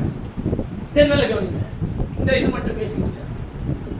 நியாய தீர்ப்பு எதற்கு கொடுக்கிறார்? நியாய அரசாங்கத்துக்கு முன்பாக வெளிப்பட வேண்டுமே. இரண்டாம் மரணம் சரீரத்துக்கு உண்டு. சரீரம் ஒண்ணுமே அறியாததுங்க. அதை மரணத்துக்குள்ள தள்ளுறது எது தெரியுங்களா? உங்கள் ஆத்மாவிலே நீங்கள் பெற்றிருக்கிற விஷயம் தான், விசுவாசம் தான், நம்பிக்கை தான். அது சபைக்குரிய நம்பிக்கையா இருந்தால், அடுத்து இன்னாருடைய கொள்கையை ஏற்றுக்கொள்கிற நம்பிக்கையா இருந்தால், அதை தான் சரீரம் கிரியைகளை காட்டும். ஒரு உதாரணத்துக்கு சொல்லுகிறேன். நீங்கள் ஒரு ரோமன் கத்தோலிக்கர்கள் என்று வைத்துக் கொள்ளுங்கள். உங்கள் சரீரம் அந்த அச்சடையாளங்களை சுமந்து இருக்கிறதா இல்லையா? சுமந்து இருக்குமா இல்லையா? நீங்கள் ஒரு ரோமன் கத்தோலிக்க ஒரு சகோதரனையோ சகோதரியோ பாருங்கள். அவர்கள் ஒன்றும் அறியாதவர்கள். அவர்கள் ஆத்மாவுக்குள்ளே அந்த கொள்கை உள்ளே போயிருக்கும் போது அவர்கள் தங்கள் கருத்துக்களிலே அவர்கள் மாலை அணிவித்துக் கொள்வார்கள். எப்படி அவர்கள் செய்ய அவர்களா விருப்பப்பட்டு செய்கிறார்களா? இல்லை, அவர்களை செய்ய வைக்கிறது ஏதோ ஒன்று உள்ளே இருக்கிறது. அதுபோல ஒவ்வொரு சபையும் பெந்தெகோஸ்தே சபைக்கு சென்று பாருங்கள். அவர்கள் எல்லாரும் ஒரே போல் வஸ்திரத்தை உடுத்தியிருப்பார்கள். காரணம் என்ன? அவர்களை செய்ய வைக்கிற ஏதோ ஒன்று உள்ளே இருக்கிறது. ஏனென்றால் சரீரம் ஒன்றுக்கு உதவாது, ஆவியை உயிர்ப்பிக்கிறது. மாம்சம் ஒன்றுக்கு உதவாது. இந்த உள்ளே இருக்கிற ஜீவன் இருக்குல்ல, அது சபைக்குரிய ஜீவனாய் அவர்களுக்குள்ளே இருக்கிறது. ஆனால் உங்களையும் என்னையும் கர்த்தர் வேறு பிரித்தது எதற்காக என்றால், நீங்கள் யாருடைய ஜீவனையோ பெற்றுக் கொள்கிறதற்காக உங்கள் ஆத்மாவை ஒப்புக் கொடுக்காதீர்கள். எழுதப்பட்டிருக்கிற வார்த்தைக்கென்று முழுமை ஒப்புக் கொடுங்கள். ஏனென்றால் தம்முடைய ஜீவனை பலியாக ஒப்புக் கொடுத்தது உங்கள் ஆத்மாவை மரணத்திலிருந்து மீட்கிறதற்காக. நான் வேத வார்த்தையை வாசிக்கும் போது, முதல் முத்திரை உடைத்த போது ஒருவன் புறப்பட்டு வந்தான். அவன் யார்? வாசிக்கும் போது எப்படி இருக்கும் தெரியுங்களா? அவன் ஜெயிக்கிறவனாகவும் ஜெயிப்பவனாகவும் புறப்பட்டான் எழுதி இருக்கும். வாசிக்கும் போதே அவன் வெள்ளை குதிரை மேல் ஏறி இருந்தான் எழுதி இருக்கும். அது யார் என்று உங்களுக்கு தெரியுமா? வாசிக்கும் போது எப்படி தெரியும்னா, அது இயேசு என்று நாம் நினைப்போம். இல்லை, அவன் இயேசுவை போல பிரதிபலிக்கிறான். இயேசு அல்ல அவன் அந்தி கிறிஸ்து. எப்போது உள்ள வந்தான் தெரியுமா? முதல் சபையின் காலத்திலே உள்ள வந்துட்டான். எபேசுவின் காலத்திலே அவன் உள்ளே வந்துட்டான். சபைக்குள்ளே அவன் வந்தான். 7ஆம் சபையில் அவர் சொல்லுகிறார், நான் வாசற்படியில் இருக்கிறேன். இப்ப சபைக்கு வெளியில யார் நிக்கிறது? இயேசு. இப்ப சபை யாரு? காங்கிரிகேஷன் கட்டிடம் அல்ல. நீங்களும் நானும், தேவனுடைய கையினால் உருவாக்கப்பட்ட நீங்களும் நானும். தாயின் கற்பத்திலே தெரிந்து கொள்ளப்பட்ட நீங்களும் நானும் தான் அவருடைய சபை. அவருடைய ஆவி யாருக்குள்ளே இருக்கிறது? கட்டணமாகிய காங்கிரிகேஷனுக்குள்ள இல்ல, உங்களுக்குள்ளே. தேவன் யாரை நடத்துகிறார்? கட்டணத்தை அல்ல. தேவன் இந்த கட்டடத்தை கட்ட வல்லவராக இருக்கிறார். ஒரு நாளும் அதை கட்ட மாட்டார். தேவன் இந்த கட்டடத்தை இன்னும் செப்பனிட வல்லவராக இருக்கிறார். ஒரு நாளும் அதை அவர் செய்ய மாட்டார். அவர் செப்பனிட நிரூபி அவர் விரும்புகிறது உங்களையும் எண்ணி. அவர் தம்மை போல மாற்ற விரும்புகிறது யாரை? உங்களையும் எண்ணி. இதை இவ்வளவு பெருசாக்க வேண்டியதும் அது சிறுசா மாற்ற வேண்டியதும் யாருடைய கையில இருக்குங்க? இது இருந்தா எல்லாத்தையும் சரி பண்ண முடியும். அதை நாம் ஒவ்வொரு ஆள் நமக்கு தேவை என்றால் அதை கட்டணம் சிந்திப்பார். தேவையில்லை என்றால் எங்கனாலும் போய் நம்ம மீட்டிங் போட்டு நடத்தி போயிட்டே இருக்கலாம். ஐயா சரி, கூட்டம் போட்டு நடத்தக்கூடாது, வீட்டில் கூட ஜெபம் பண்ணுவோம். ஆதி அப்போஸ்தலர்கள் என்ன செய்தார்கள்? வீடுகள் தோறும் அப்பமிட்டார்கள், உபவாசித்தார்கள், அப்பமிக்குதலும் அந்நியத்திலும் அப்போஸ்தலருடைய உபதேசத்திலும் உறுதியாக தெரிந்தார்கள். கர்த்தர் எடுத்துக்கொள்ளப்பட போகிறது கல்லுகளையோ சிமெண்டையோ மணலையோ அல்ல, உங்களை, உங்கள் ஆத்மாவை, உங்கள் சரீரத்தை. ஏனென்றால் அது அவருடையது, இது அவருடையதல்ல. இதற்கு ஒரு ஓனர் இருக்கிறார், பின்னாடி உட்கார்ந்து இருக்கிறார். அவர்கிட்ட இருந்து நீங்க ஒரு கல்லை கூட எடுத்துட்டு போக முடியாது. ஆனால் அவர் உங்களுக்கு தந்த ஜீவன் உங்களுக்குள்ளே இருக்கிறது. அவர் உங்களை சீக்கிரமா எடுத்துக்கொள்ள அவர் மத்திய ஆகத்தில் வருவார். சரி கவனிங்கள், நியாய தீர்ப்பு, நியாயாசனம் என்பதெல்லாம் தேவன் சிம்மாசனத்தில் உட்கார்ந்திருப்பார். நாம் வரிசையில் நின்று நம்முடைய நியாய தீர்ப்பு எது என்பதை நன்மைக்காவது தீமைக்காவது எல்லாவற்றையும் படம் போட்டு காட்டுவார். ஒரு நாளும் அது நடக்காது. தேவனுக்கு அது அவசியமும் இல்லை. ஏனென்றால் அவருடைய பார்வைக்கு மறைவான சிருஷ்டி ஒண்ணுமே இல்லை. எப்போ நியாய தீர்ப்பு கிடைக்கும்? 2 பேதுரு 2 வாசிக்கும்போது அவர் சொல்லுகிறார், முன்பு அது நம்மிடத்தில் துவக்கினார் என்று எழுதுகிறார். நியாய தீர்ப்பு எங்கே துவங்குகிறது? தேவனுடைய வீட்டிலே, சபையிலே. நியாய தீர்ப்பு எங்க கிடைக்குமோ நீங்க நினைச்சுக்காதீங்க. எதுக்கு நியாய தீர்ப்புன்றதை முதல்ல அறிஞ்சிக்கோங்க. நான் தேவனுக்கு முன்னாடி போய் நின்று நான் தலை குனிஞ்சு நிக்கணுமே, நான் பரிசுத்தவானா இல்லையே. எதுக்கு நியாய தீர்ப்பு? உங்கள் சரீரத்திற்கு. எப்படி அதற்கு நியாய தீர்ப்பு கொடுப்பார் என்பதை நீங்கள் அறிந்து கொண்டால் உங்களால் ஒரு நாளும் அந்த அற்புதமான தேவனை விட்டு விலகவே முடியாது. அவர் எப்படி நியாய தீர்ப்பை கொடுப்பார் தெரியுமா? இங்கே கவனிங்க. தமக்காக காத்து கொண்டிருக்கிறவர்களுக்கு ரட்சிப்பை அருளும்படி 2ஆம் தரம் பாவம் இல்லாமல் அவர் என்ன ஆவாராம்? தரிசனம் ஆவார். எபிரேயர்ல வாசித்தீர்கள் அல்லவா? அதுக்கு முன்பு வசனத்துல என்ன சொல்லப்பட்டிருக்கு? மனுஷன் ஒரு தரம் மதிப்பதும் பின்பு நியாய தீர்ப்படைவதும் மனுஷனுக்கு நியமிக்கப்பட்டிருக்கிறது. பேசின செய்தி ஏதோ இதுக்கு பின்னாடின்ற மாதிரி இல்லாமல் இருக்கலாம். ஆனால் சரியாய் அதை நிரூபித்து காட்ட அவர் விரும்புகிறார். ஒரு கல்விமானுடைய பேச்சு இல்லாதது போல உங்களுக்கு தெரியலாம். நான் ஒன்றும் அறியாதவன், நான் கல்வி அறிவு கூட இல்லை எனக்கு, அப்படி கூட நீங்க நினைச்சுக்கோங்க. ஏனென்றால் வேதத்தை போய் உட்கார்ந்து கல்வி அறிவினால் படித்து கற்றுக்கொள்ளவில்லை. தேவாவி எனக்கு என்ன பேச கட்டளை இடுகிறதோ அதையே உங்களோடு கூட பேச விரும்புகிறேன். நான் அல்ல, இங்கிருந்து அவர் உங்களுக்கு என்ன பேச விரும்புகிறார் என்பதை நான் சரியாக அறிந்திருக்கிறேன். ரட்சிப்பை அருள தமக்காக காத்துக் கொண்டிருக்கிறவர்களுக்கு அந்த வார்த்தை ரொம்ப முக்கியம். எப்படி அவர்கள் தமக்காக அவருக்காக காத்திருக்க முடியும்? ஏனென்றால் அவர்கள் ஆத்மாவை தேவன் மரணத்திலிருந்து மீட்டெடுத்திருக்கிறார். அப்படி இருக்கும்போது அவர்கள் யாருக்காக காத்திருப்பார்கள்? அவருக்காக. இயேசு உயிர்த்தெழும் போது இதே காரியம் நடந்தது. உயிர்த்தெழுந்து போகிறார், சொல்லுகிறார், நீங்கள் பிதாவினால் வாக்குத்தத்தம் பண்ணப்பட்ட பரிசுத்த ஆவியை பெறுகிற வரையிலும் காத்திருங்கள், காத்திருங்கள். அவர்கள் காத்திருந்தார்கள். எது வருவரையிலும்? பரிசுத்த ஆவி அவர்களிடத்தில் வருகிற வரையிலும். எப்படி வந்தது பரிசுத்த ஆவி? நிலவுண்ட நாவுகளை கொண்டு அக்கினி அவர்கள் மேல் வந்து இறங்கினது. ஏனென்றால் அவர்கள் யூதர்கள். அவர்களுக்கு நன்றாய் தெரியும் அக்கினி ஸ்தம்பத்திலே அவர் தான் இருக்கிறார். மேக ஸ்தம்பத்திலே யார் இருக்கிறார்? அவர் தான் இருக்கிறார். அப்போஸ்தலனாகிய பவுல் அதை சொன்னானா இல்லையா? ஆண்டவரே நீர் யார்? எப்படி அவனுக்கு தெரிந்தது? சடிதியாய் ஒரு வெளிச்சம் அவனுக்கு தோன்றினது. அவன் கமாலியனுடைய வேதத்தை பாதத்தில் அமர்ந்து வேதத்தை கற்றுக்கொள்ளும் போது தேவன் பட்சிக்கிற அக்கினியா இருக்கிறார் என்பதை அவர் முன்பே அறிந்திருந்தான். அதனால் ஆண்டவரே நீர் யார்? இன்பப்படுத்துகிற இயேசு நானே. முச்சடி நடுவிலே அதர்சனமான தேவன் இன்றைக்கு எனக்கு வெளிப்பட்டிருக்கிறான் என்பதை அவன் நன்றாக அறிந்து கொண்டான். நல்ல விளங்கிக்கோங்க, அவன் மாத்திரமே அறிந்து கொண்டான். அவனோடு பயணம் செய்தவர்கள் யாருக்கும் அது வெளிப்படவில்லை. அந்த வெளிச்சம் அவன் மேல் மாத்திரமே உதித்தது. எல்லாருக்கும் அது தெரியவில்லை. எல்லாருக்கும் தெரிந்தால் எல்லாருடைய கண்களும் குருடாக இருக்கும். அது தேவனாக இருந்தார். அந்த வெளிச்சம் அவரை பார்த்து செத்தவனை போல கீழே விழுந்தார். பிளவுண்ட நாவுகளை கொண்ட அக்கினி எல்லாரும் மேலும் வந்து அமர்ந்தது. அதுதான் அக்கினி சம்பவம். அது வேத வார்த்தையை அவர்களுக்கு கொடுக்கிறதா இருந்தது. அவர்கள் பாஷைகளை பேசினார்கள், பற்பல பாஷைகளை பேசினார்கள். கீழே இருந்த 17 தேசத்தார் நம்முடைய பாஷையிலே கலிலேயராகி இவர்கள் பேசுகிறது என்ன, தேவனை புகழுகிறது என்ன என்பதை குறித்து கேட்டார்கள். நான் நீரிடம் சொல்லுகிறேன், நீங்கள் அந்நிய பாஷை பேசுகிறதற்கு நான் ஒருபோதும் தடை பண்ணுகிறது இல்லை. தேவனும் அப்படி செய்கிறவர் அல்ல. உங்களுக்கு கர்த்தர் அந்த வார்த்தை கொடுத்தால் தைரியமாய் பேசுங்கள், தேவனுக்கு தெரிய பேசுங்கள், தேவனோடு பேசுங்கள்.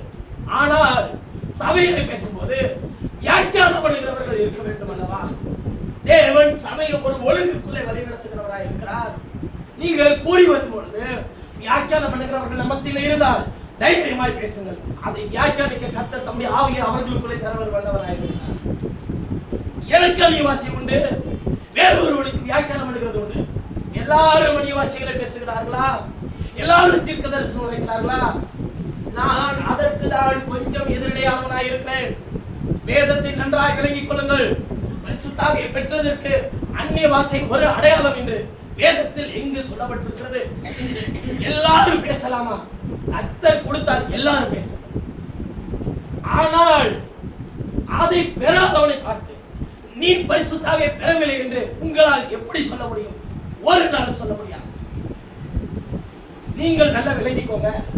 ஆதி அப்போஸ்தலர்கள் எல்லாரும் அற்புதங்களையும் அடையாளங்களையும் தேவநாமத்தினால் செய்தார்கள். ஆனால் யோவான் சீசனோ, இயேசுவின் மார்பில் சாய்ந்திருந்த யோவானோ ஒரு அற்புதமும் செய்யவில்லை. அவனை அப்போஸ்தலன் இல்லை என்று உங்களால் சொல்ல முடியுமா? முடியாது. ஆனால் அவர்கள் என்றால் வெளிப்படுத்தின விசேஷம் கொடுக்கப்பட்டிருக்காது. எல்லாரும் வரங்களை பெற்றவர்கள் அல்ல. எல்லாருக்குள்ளும் ஒரே வரம் இருக்கிறது, பரிசுத்த ஆவி. அது அவனுடைய பிரயோஜனத்துக்காக ஒவ்வொருவருக்கும் வித்தியாசமாக பகிர்ந்து அளிக்கப்பட்டிருக்கிறது. ஒருவன் சுகமாக்க, ஒருவன் அற்புதங்களை செய்ய, ஒருவன் பாஷைகளை பேச, ஒருவன் வியாக்கியானம் அல்ல. எல்லாரும் எல்லாவற்றையும் செய்ய முடியாது. வேண்டுமென்றால் வாசித்து பாருங்கள். 1 கொரிந்தியர் புத்தகம் 12ஆம் அதிகாரத்தை எடுத்துக் கொள்ளுங்கள். 1 கொரிந்தியர் 12:27 வசனத்திலிருந்து வாசியுங்கள், பார்க்கலாம். 1 கொரிந்தியர் 12:27. நீங்களே கிறிஸ்துவின் சரீரமாயும் தனித்தனியே அவயவங்களுமாய் இருக்கிறீர்கள். தேவனானவர் சபையிலே முதலாவது அப்போஸ்தலரையும், இரண்டாவது தீர்க்கதரிசிகளையும், மூன்றாவது போதகர்களையும், பின்பு அற்புதங்களையும். பாருங்கள், அதன் பிறகு நபர்கள் அல்ல, பின்பு அற்புதங்கள், பின்பு குணமாக்கும் வரங்களையும், ஊழியங்கள், ஆளுகைகள், பலவித பாஷைகளை ஏற்படுத்தினார். எல்லாரும் அப்போஸ்தலர்களா? எல்லாரும் தீர்க்கதரிசிகளா? எல்லாரும் போதகர்களா? எல்லாரும் அற்புதங்களை செய்கிறவர்களா? எல்லாரும் குணமாக்கும் வரங்களை உடையவர்களா? எல்லாரும் அந்நிய பாஷையில் பேசுகிறார்களா? எல்லாரும் வியாக்கியானம் பண்ணுகிறார்களா? இப்படி இருக்க முக்கியமான வரங்களை நாடுங்கள். எல்லாம் இன்னும் அதிக மேன்மையான வழியை உங்களுக்கு காண்பிக்கிறேன். வழி எது தெரியுங்களா? 13:1. வழி எதுன்னு படிச்சு பாருங்க. மனுஷர் பாஷைகளையும் தூதர் பாஷைகளையும் பேசினாலும் அன்பு எனக்கு மேன்மையான வழி எது தெரியுமா? அன்பு. சத்தமிடுகிற வெண்கல போல, ஓசையிடுகிற கைத்தால போல இருப்பீர்கள். நான் தீர்க்க தரிசன வரத்தை உடையவனாய் இருந்து சகல அறிவையும் அறிந்தாலும் மாலையோரை பேருக்கத்தக்கதாக சகல விசுவாசம் கூட ஒரு வரம் தாங்க. அன்பு எனக்குள் மேலான ஒரே வழி அன்பு. அது எனக்குள் இராவிட்டால் ஒன்றுமில்லை. எனக்கு உண்டான யாவற்றையும் 8வது வசனத்தை வாசிங்க பார்க்கலாம். 8. அன்பு ஒரு காலம் ஒழியாது. தீர்க்க தரிசனங்களால் ஒழிந்து போகும். அந்நிய பாஷைகளால் ஓய்ந்து போகும். நம்முடைய அறிவு குறைவுள்ளது, நாம் தீர்க்கதரிசனம் நாம் தீர்க்கதரிசனம் சொல்லுகிறதும் குறைவுள்ளது, நிறைவானது வரும்போது நிறைவானது வரும்போது. குறைவானது ஒழிந்து போகும். 13வது வசனம், இப்பொழுது விசுவாசம், நம்பிக்கை, அன்பு இம்மூன்றும் இம்மூன்றும் நிலைத்திருக்கிறது. இவைகளில் அன்பே பெரியது. மேலான வழி அன்பு, கிரியைகளிலே காண்பிக்க வேண்டிய அன்பு. தேவன் நம்முடைய அன்பை எப்படி காண்பிக்கிறார் என்பதை நீங்கள் அறிந்து கொள்ள முடியுமா? நான் அதை அறிந்திருக்கிறேன். அன்றைக்கு அவர் எதை செய்தார் தெரியுமா? மேலே இருக்கிற தம்முடைய பிள்ளைகளுக்கு மாத்திரம், காத்து கொண்டு இருக்கிறவர்களுக்கு மாத்திரம் அவர் பரிசுத்த ஆவியை தரவில்லை. அவர்கள் பேசினதை கீழே உள்ள 17 தேசத்தார் கேட்டார்கள். அதுதான் அன்பு. 120 பேர் பேசினதை கீழே இருக்கிற 17 தேசத்தார் கேட்டார்கள். வேண்டுமானால் அப்போஸ்தலர் 2வது அதிகாரத்தை போய் உட்கார்ந்து வாசித்து பாருங்கள். கேட்டபோது பேதுரு எழுந்து நின்று, நாங்கள் எல்லாரும் பேசுகிறதை நீங்கள் எப்படி கேட்கிறீர்கள்? உங்கள் ஜென்ம பாஷையில் நாங்கள் எப்படி பேசுவோம்? இது தேவனால் உண்டாயிருக்கிறது, எங்களுடையதல்ல என்பதை அவன் பேசினார். பேசி அநேக வசனங்களை அவர்களுக்கு திருஷ்டாந்தங்களாக எடுத்து காண்பித்தார். காண்பித்த போது பரிசுத்த ஆவி என்ன செய்தார் என்பதை கவனிங்கள். வெறுமனையாக அந்நிய பாஷையில பேசினவராக கடந்து போகவில்லை. பரிசுத்த ஆவி ஒவ்வொரு இருதயங்களுக்குள்ள வாசம் பண்ணி அவர்கள் இருதயங்களை குத்தப்பட செய்து நாங்கள் என்ன செய்ய வேண்டும் என்று அவர்கள் கேட்டார்கள். நீங்கள் மனம் திரும்பி ஒவ்வொருவரும் பாவ மன்னிப்புக்கென்று இயேசுவின் நாமத்தினால் ஞானஸ்நானம் பெற்றுக் கொள்ளுங்கள் என்று பேதுரு பிரசங்கித்தார். அப்பொழுது அவர்கள் அந்த வாக்குத்தத்தம் பண்ணப்பட்ட பரிசுத்த ஆவியை பெற்றுக் கொண்டார்கள். பரிசுத்த ஆவி என்ன செய்கிறது கவனிங்கள். அவர் தமக்காக காத்துக் கொண்டிருக்கிறவர்களுக்கு ரட்சிப்பை அருளும்படி. இப்பொழுது நீங்கள் ரட்சிப்பை பெற்றுக் கொண்டிருக்கிறீர்களா? ரட்சிப்பை பெற்றிருக்கிறீங்களா இல்லையா? பெற்றுக் கொண்டிருக்கிறோம். எதிலே?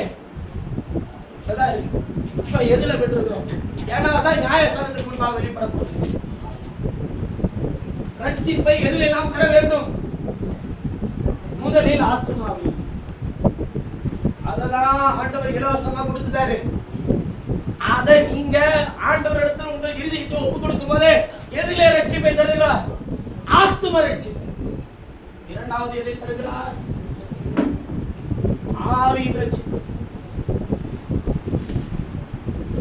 மூன்றாவது சரீரம். யார் தேவ வசனத்தை ஏற்றுக்கொள்கிறார்? ஆத்மா ரட்சிக்கப்பட ஞானஸ்நானம் பண்ணணுமா? ஞானஸ்நானம் ஆத்ம ரட்சிப்புக்கு காரணமா இருக்குமா? இப்பொழுது நீங்கள் ஒரு நபரை சந்திக்கிறீர்கள். அவன் ஒரு பாரம்பரிய மதத்தை பின்தொடர்கிறவனாக இருக்கிறான். அது பாரம்பரிய மதத்தை பின்தொடர்கிற ஒரு கிறிஸ்தவனாக கூட இருக்கிறான். அவன் ரட்சிக்கப்பட்டிருக்கிறானா என்றால் இல்லை. வேதம் அதை மறுக்கிறது. அவன் ரட்சிக்கப்படவே இல்லை. எதிலே? ஆத்மாவிலேயே. என்றால் அவனுக்குள்ள எது இருக்கிறது? மதம். வழி இல்லை. ஆத்மா ரட்சிக்கப்பட என்ன பண்ணணும்? ஞானஸ்நானம் பண்ணணுமா? ஆத்மா ரட்சிக்கப்பட என்ன பண்ணணும்? ஞானஸ்நானமே தேவையில்லைங்க. ஆத்மா ரட்சிக்கப்பட வசனத்தை ஏற்றுக்கொள்ளணும். வசனத்தை முழு இதயத்தோடு விசுவாசிக்க வேண்டும். பொருளை விட்டால் அதை செய்தார்களா இல்லையா? ஆத்மா ரட்சிக்கப்பட்டுச்சா இல்லையா? பேதுரு போய் பிரசங்கிக்கிறான். அந்த வீட்டுக்குள்ள நான் பிரவேசிக்க மாட்டேன் ஆண்டவரேன்னு சொன்னாங்க. யார்? பொருளை விட்டார். யார்? புறஜாதி இஸ்ரவேலர்கள் அல்ல. புறஜாதி வீட்டுக்கு எப்படி ரட்சிப்பு போகும்? ரட்சிப்பு யூதர்களுக்கு மாத்திரம் தான் என்பதை அவன் அறிந்திருந்தான். யார்? பேதுரு. அப்போது கர்த்தர் ஒரு தரிசனத்தை கொடுத்து 2 கூடு வந்து அவனுக்கு முன்பாக இறங்கினது. ஒன்றிலே சுத்தமுள்ள மிருகமும் இன்னொன்றிலே சுத்தமில்லாத மிருகமும் 2 கூடியிலே கொண்டு வந்து அவனுக்கு முன்பாக வைக்கப்பட்டுள்ளது. அவன் மிகுந்த பசியோடு இருந்தான். தரிசனங்களை காண்கிறான். கர்த்தருடைய ஆவி சொன்னார், 2ஐயும் அடித்து புசி. அவன் ஒரு யூதன், அவன் பிறப்பிலே ஒரு யூதன். அவன் சொல்லுகிறான், ஆண்டவரே அப்படி ஆகாது. நான் சுத்தமானதை மாத்திரமே புசிக்க என் தேவன் எனக்கு கட்டளையிட்டு இருக்கிறாரே, நான் எப்படி அசுத்தமானதை புசிக்க முடியும் என்று கேட்டான். மீண்டும் கர்த்தருடைய வார்த்தை அவனுக்கு உண்டாகி 2ஐயும் அடித்து புசி. தேவன் பரிசுத்தமாக்கினை அசுத்தமாக்கத்தக்கவன் யார்? 2ஐயும் அடித்து புசி. மீண்டும் பேதுரு சொல்லுகிறான், நான் ஒரு நாள் அப்படி செய்ய முடியாது ஆண்டவரே. மீண்டும் கர்த்தருடைய ஆவி சொல்லுகிறார், அதை இரண்டையும் அடித்து புசி. அவன் அடித்து புசிக்க தன்னை ஒப்பு கொடுத்தான். கண்கள் திறக்கப்பட்டது. தரிசனத்தை விட்டு எழுந்தான். கீழே அசுத்தமான மிருகம் காத்துக் கொண்டிருந்தது. கொர்நேலிய வீட்டிலிருந்து செய்தி வந்திருந்தது. அசுத்தமான மிருகம் என்று அங்கே சொல்லப்படுகிறது யாரை? ஒரு ஜாதியை. சுத்தமான மிருகங்கள் என்று சொல்லப்படுகிறது யாரை? இஸ்ரவேலரை. ஐயோ, நான் அவர்கள் வீட்டிற்குள்ளே பிரவேசிக்க கூடாதே. பேதுரு போனார். அவர்கள் பரிசுத்தாவினால் நிரப்பப்பட்டார்கள். பேதுருவின் செய்தியை கேட்டுக் கொண்டிருந்த போதே கர்த்தருடைய ஆவியாகிய வசனத்தை பெற்றுக்கொள்றதுக்கு, பரிசுத்தாவியை பெறதுக்கு எது தேவையில்லை? கொர்நேலிய வீட்டாருக்கு ஞானஸ்நானம் வாங்கல, அவன் சபை உறுப்பினர் ஆகல. ஆனால் தேவ வசனத்தை முழு இதயத்தோடு கேட்டார். கேட்டபோது பரிசுத்தாவி அவர்கள் மேல் வந்தது. இனிமேல் இவர்களுக்கு தண்ணீரை விளக்கக்கூடாது என்று கர்த்தருடைய நாமத்தினால் ஞானஸ்நானம் கொடுத்தார் பேதுரு. ஒரு யாருக்கும் அவருடைய நாமம் கொண்டு போய் சேர்க்கப்பட்டது. நல்லா விளங்கிக்கோங்க. நியாயாசனம் எது என்பதை இன்னும் சில நிமிடங்களில் உங்களோடு பேச விரும்புகிறேன். கிறிஸ்து அவருக்கு முன்பாக சகலமும் நிர்வாணமாய் வெளியரங்கமாய் இருக்கிறது. நியாயாசனம் தேவ வார்த்தை. நியாயாசனத்துக்கு முன்பாக எந்த மனுஷன் கொண்டு வரப்படலையோ அவன் எங்கே போவான் என்பதை நீங்கள் அறிந்து கொள்ளுங்கள். ஒரு ஊழியத்தை, ஒரு ஊழியனை கர்த்தர் அழைக்கும் போது ஒவ்வொரு விசுவாச பிள்ளைகளையும் அவனிடத்தில் கொடுக்கப்படுகிற ஒவ்வொரு நபரையும் உங்களை கொண்டு வந்து எங்கே நிறுத்த வேண்டும் என்றால் கிறிஸ்துவின் நியாயாசனத்துக்கு முன்பாக உங்கள் சரீரத்தை கொண்டு வந்து கிறிஸ்துவின் நியாயாசனத்துக்கு முன்பாக நிலை நிறுத்த வேண்டும். ஏனென்றால் இதுவே சரியா நியாயந்திருக்கும். மனுஷர்கள் அல்ல, சபை அல்ல, ஊழியர்கள் அல்ல, வேத வசனம் நியாயாசனம் எடுத்துக் கொள்ளப்படும் போது நியாய தீர்ப்பு நாள்ல ஆண்டவர் உட்கார்ந்து விசாரிப்பார். எப்பங்க அது நடப்பார்? எப்ப அதை செய்வார்? உங்களுக்கு அப்படி செய்வாரா? நீங்கள் யார்? நீங்கள் யார்? தேவனுடைய பிள்ளை. இப்போ வெள்ளை சிங்காசனத்தில் உட்கார்ந்து நியாய விசாரிப்பார்னு சொல்லி எழுதியிருக்கல, அது யாருக்கு? அது உங்களுக்கு அல்ல, அது வெளியில இருக்கிற உலகத்துக்கு, அது யூதர்களுக்கு, மற்ற எல்லாருக்கும், கைவிடப்பட்ட ஒவ்வொருவருக்கும். உங்களுக்கு எப்படி நியாயந்திருப்பார்? தேவனுடைய பிள்ளைக்கு. நான் தான் ஒரே ஒரு சின்ன ஒரு உதாரணத்தை சொல்றேன். உங்கள் பிள்ளை திருடிடுச்சுன்னா ரோட்ல கட்டி வச்சு அடிப்பீங்களா? வெளியில இருந்து ஒருவன் வந்து திருடிட்டு போனானா நீங்கள் அவனுக்கு இனிமேல் இதை செய்யாது, என் வீட்டிற்குள்ளே வராது அப்படின்னு சொல்லி அவனுக்கு ஏதாச்சும் அந்த 5 ரூபாயை கொடுத்து, ஓ 500 ரூபாயை கொடுத்து நீ போய் சாப்பிட்டு தைரியமா என்னுடைய வீட்டில் இழைப்பாரு அப்படின்னு சொல்லி அனுப்புவீங்களா? வீட்டிற்குள்ளே திருடுற உங்க பிள்ளைகளுக்கு எப்படி நியாய தீர்ப்பு கொடுப்பீர்கள்? வெளியிலிருந்து வருகிற ஒரு திருடனுக்கு எப்படி நியாய தீர்ப்பு கொடுப்பீர்கள்? அவனை கட்டி வச்சு எல்லாருக்கும் முன்னாடி அவனை அடித்து இவன் திருடன் என்று அடையாளப்படுத்துவீர்கள். அதே உங்க வீட்டுல உங்க பிள்ளைங்க திருடுனா அடித்து சிக்ஷித்து கடிந்து கொண்டு செய்வார். இனிமேல் செய்யக்கூடாது, இது தவறு என்று சுட்டி காண்பீர்கள். தேவனும் அப்படிதான் செய்ய விரும்புகிறார். நீங்கள் தேவனுடைய பிள்ளைகள். முன்பு தேவ வீட்டிலே நியாய தீர்ப்பு தொடங்கும்.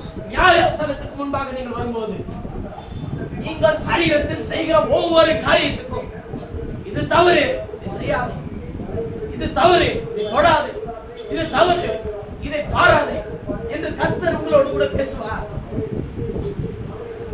அவர்கள் செய்கிறார்களே சகோதரனே, அந்த ஊழியர் அப்படி செய்கிறாரே சகோதரனே, அந்த ஊழியருடைய குடும்பத்தார் அப்படி செய்கிறார்களே சகோதரனே, அதை குறித்து நியாயத்திற்கு என்னால் ஒன்றும் முடியாது. அதை நியாயத்திற்கு தேவனுக்கு அறியும். தேவன் மாத்திரமே அறிவார். நான் நியாயாசனத்துக்கு முன்பாக வரும்போது என்னுடைய இருதயத்தை சரியாக அவர் பகுத்தறிந்து இதை செய்யாதே, இதை பின்தொடரு, இதை விட்டுவிடு என்று சொன்னால் நான் அதற்கு கீழ்ப்படிய கடமைப்பட்டிருக்கிறேன். அவர்கள் செய்கிறார்களே என்றல்ல, அவர்கள் பின்தொடர்கிறார்களே என்றல்ல, அவர்கள் பார்க்கிறார்களே என்றல்ல, என் தேவனுடைய கண் என் மேல் பார்த்துக் கொண்டிருக்கிறது. அவருக்கு முன்பாக என் நடக்கை ஒவ்வொன்றும் சரியாக எடுத்து வைக்க வேண்டும். ஏனென்றால் அவரை அவமானப்படுத்த ஒரு நாளும் என் இருதயத்தை ஒப்புக் கொடுக்க மாட்டேன்.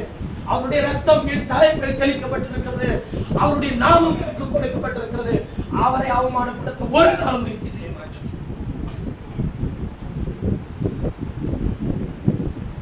நல்லா கவனிச்சுக்கோங்க.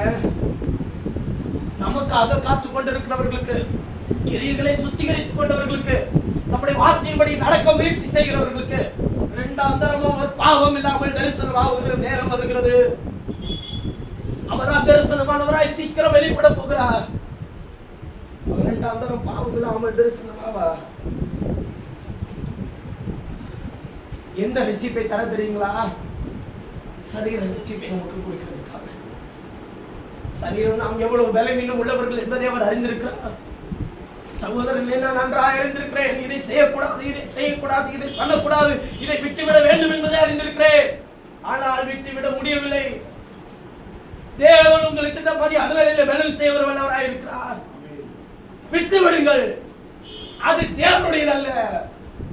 ஆதி உலகத்தின் அதிபதி உங்களை செய்ய முயற்சி செய்து கொண்டே இருக்கிறார். உங்களை பலவீனர்கள் என்று காட்ட அவர் முயற்சி செய்கிறார்.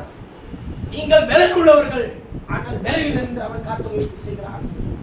நீங்கள் சுகமுள்ளவர்கள், உங்களை சுகவீனன் என்று காட்ட அவன் முயற்சி செய்கிறார்.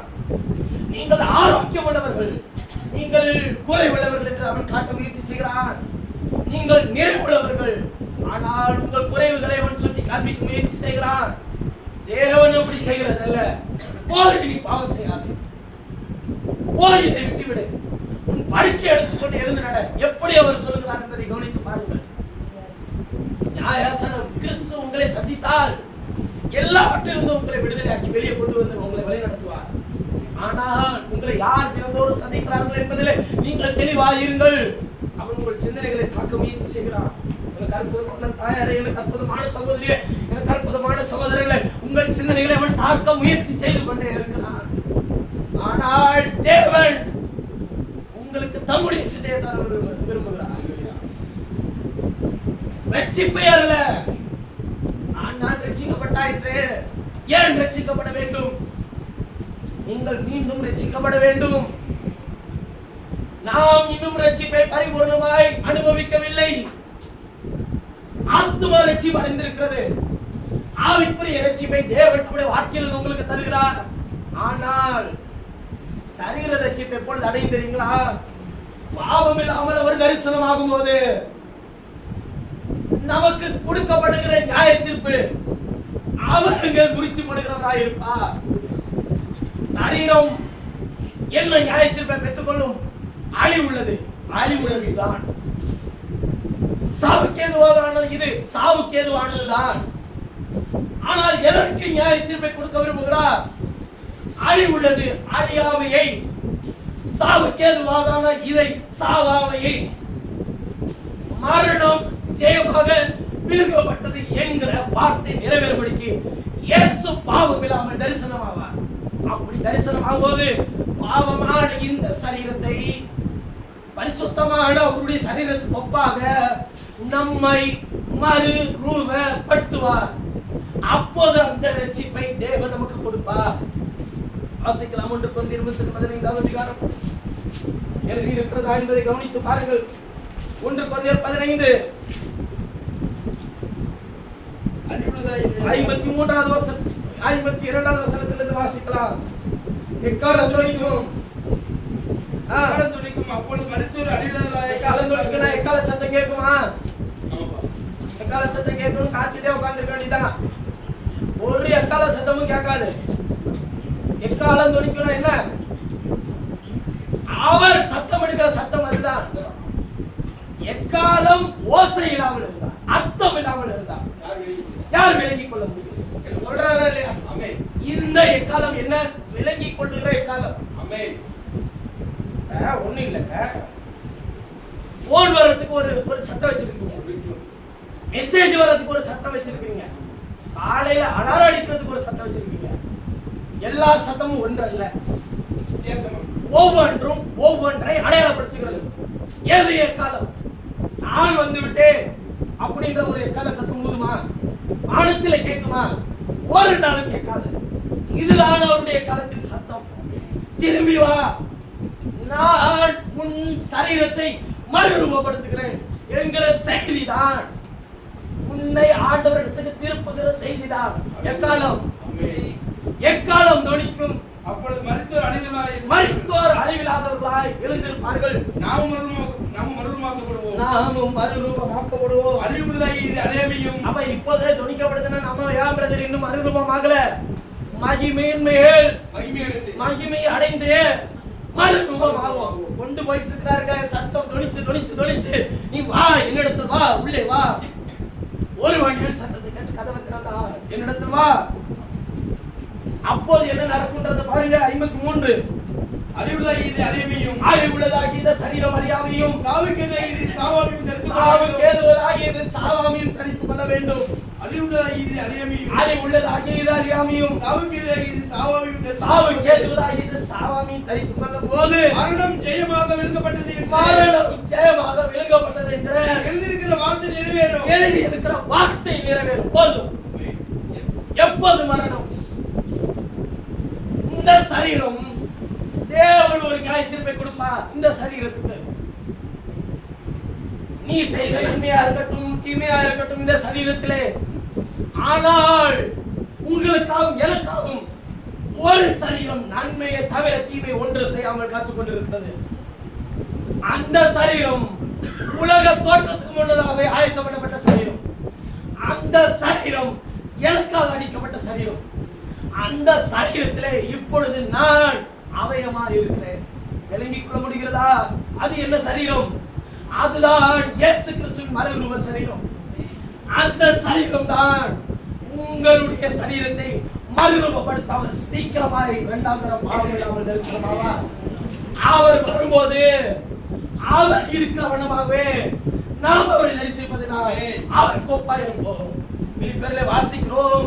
அவர் வரும்போது 3வது அதிகாரம் பிலிப்பியர் 3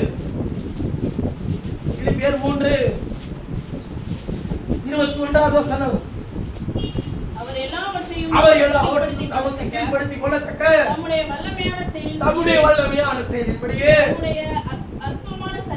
நம்முடைய அற்பமான சரீரத்தை நம்முடைய மகிமையான சரீரத்துக்கு அவருடைய மகிமையான சரீரத்துக்கு ஒப்பாக என்ன ஆக்குவார்? மறுரூபப்படுத்துவார். அது எப்படிப்பட்ட சரீரத்துக்கு தேவன் கொடுக்கிற நியாயத்திற்கு பாருங்கள். உங்கள் ஆத்மாவுக்காக தமது ஆத்மாவை மரணத்திலே ஊற்றினார். உங்கள் சரீர மரணத்துக்காக, அதாவது நியாயத்தீர்ப்பை பெற்றுக்கொண்டு இரண்டாம் மரணமாகிய நரகத்திலே உங்கள் சரீரம் தள்ளப்படுவதை தடுத்து நிறுத்த இன்றைக்கு கர்த்தர் உங்களில் என்னை அந்த மகிமையான சரீரத்திலே அவைகளாக கர்த்தர் வைத்திருக்கிறார். இதற்கு எந்த உறுப்பினர் அட்டையும் கிடையாது. இதற்கு எந்த கொள்கை கோட்பாடு தேவையில்லை. அவன் வார்த்தையினால் திரும்பவும் பிறக்க வேண்டும். அதுதான் சரி. நிக்கோதேமிடத்தில் அதுதானே சொன்னார்.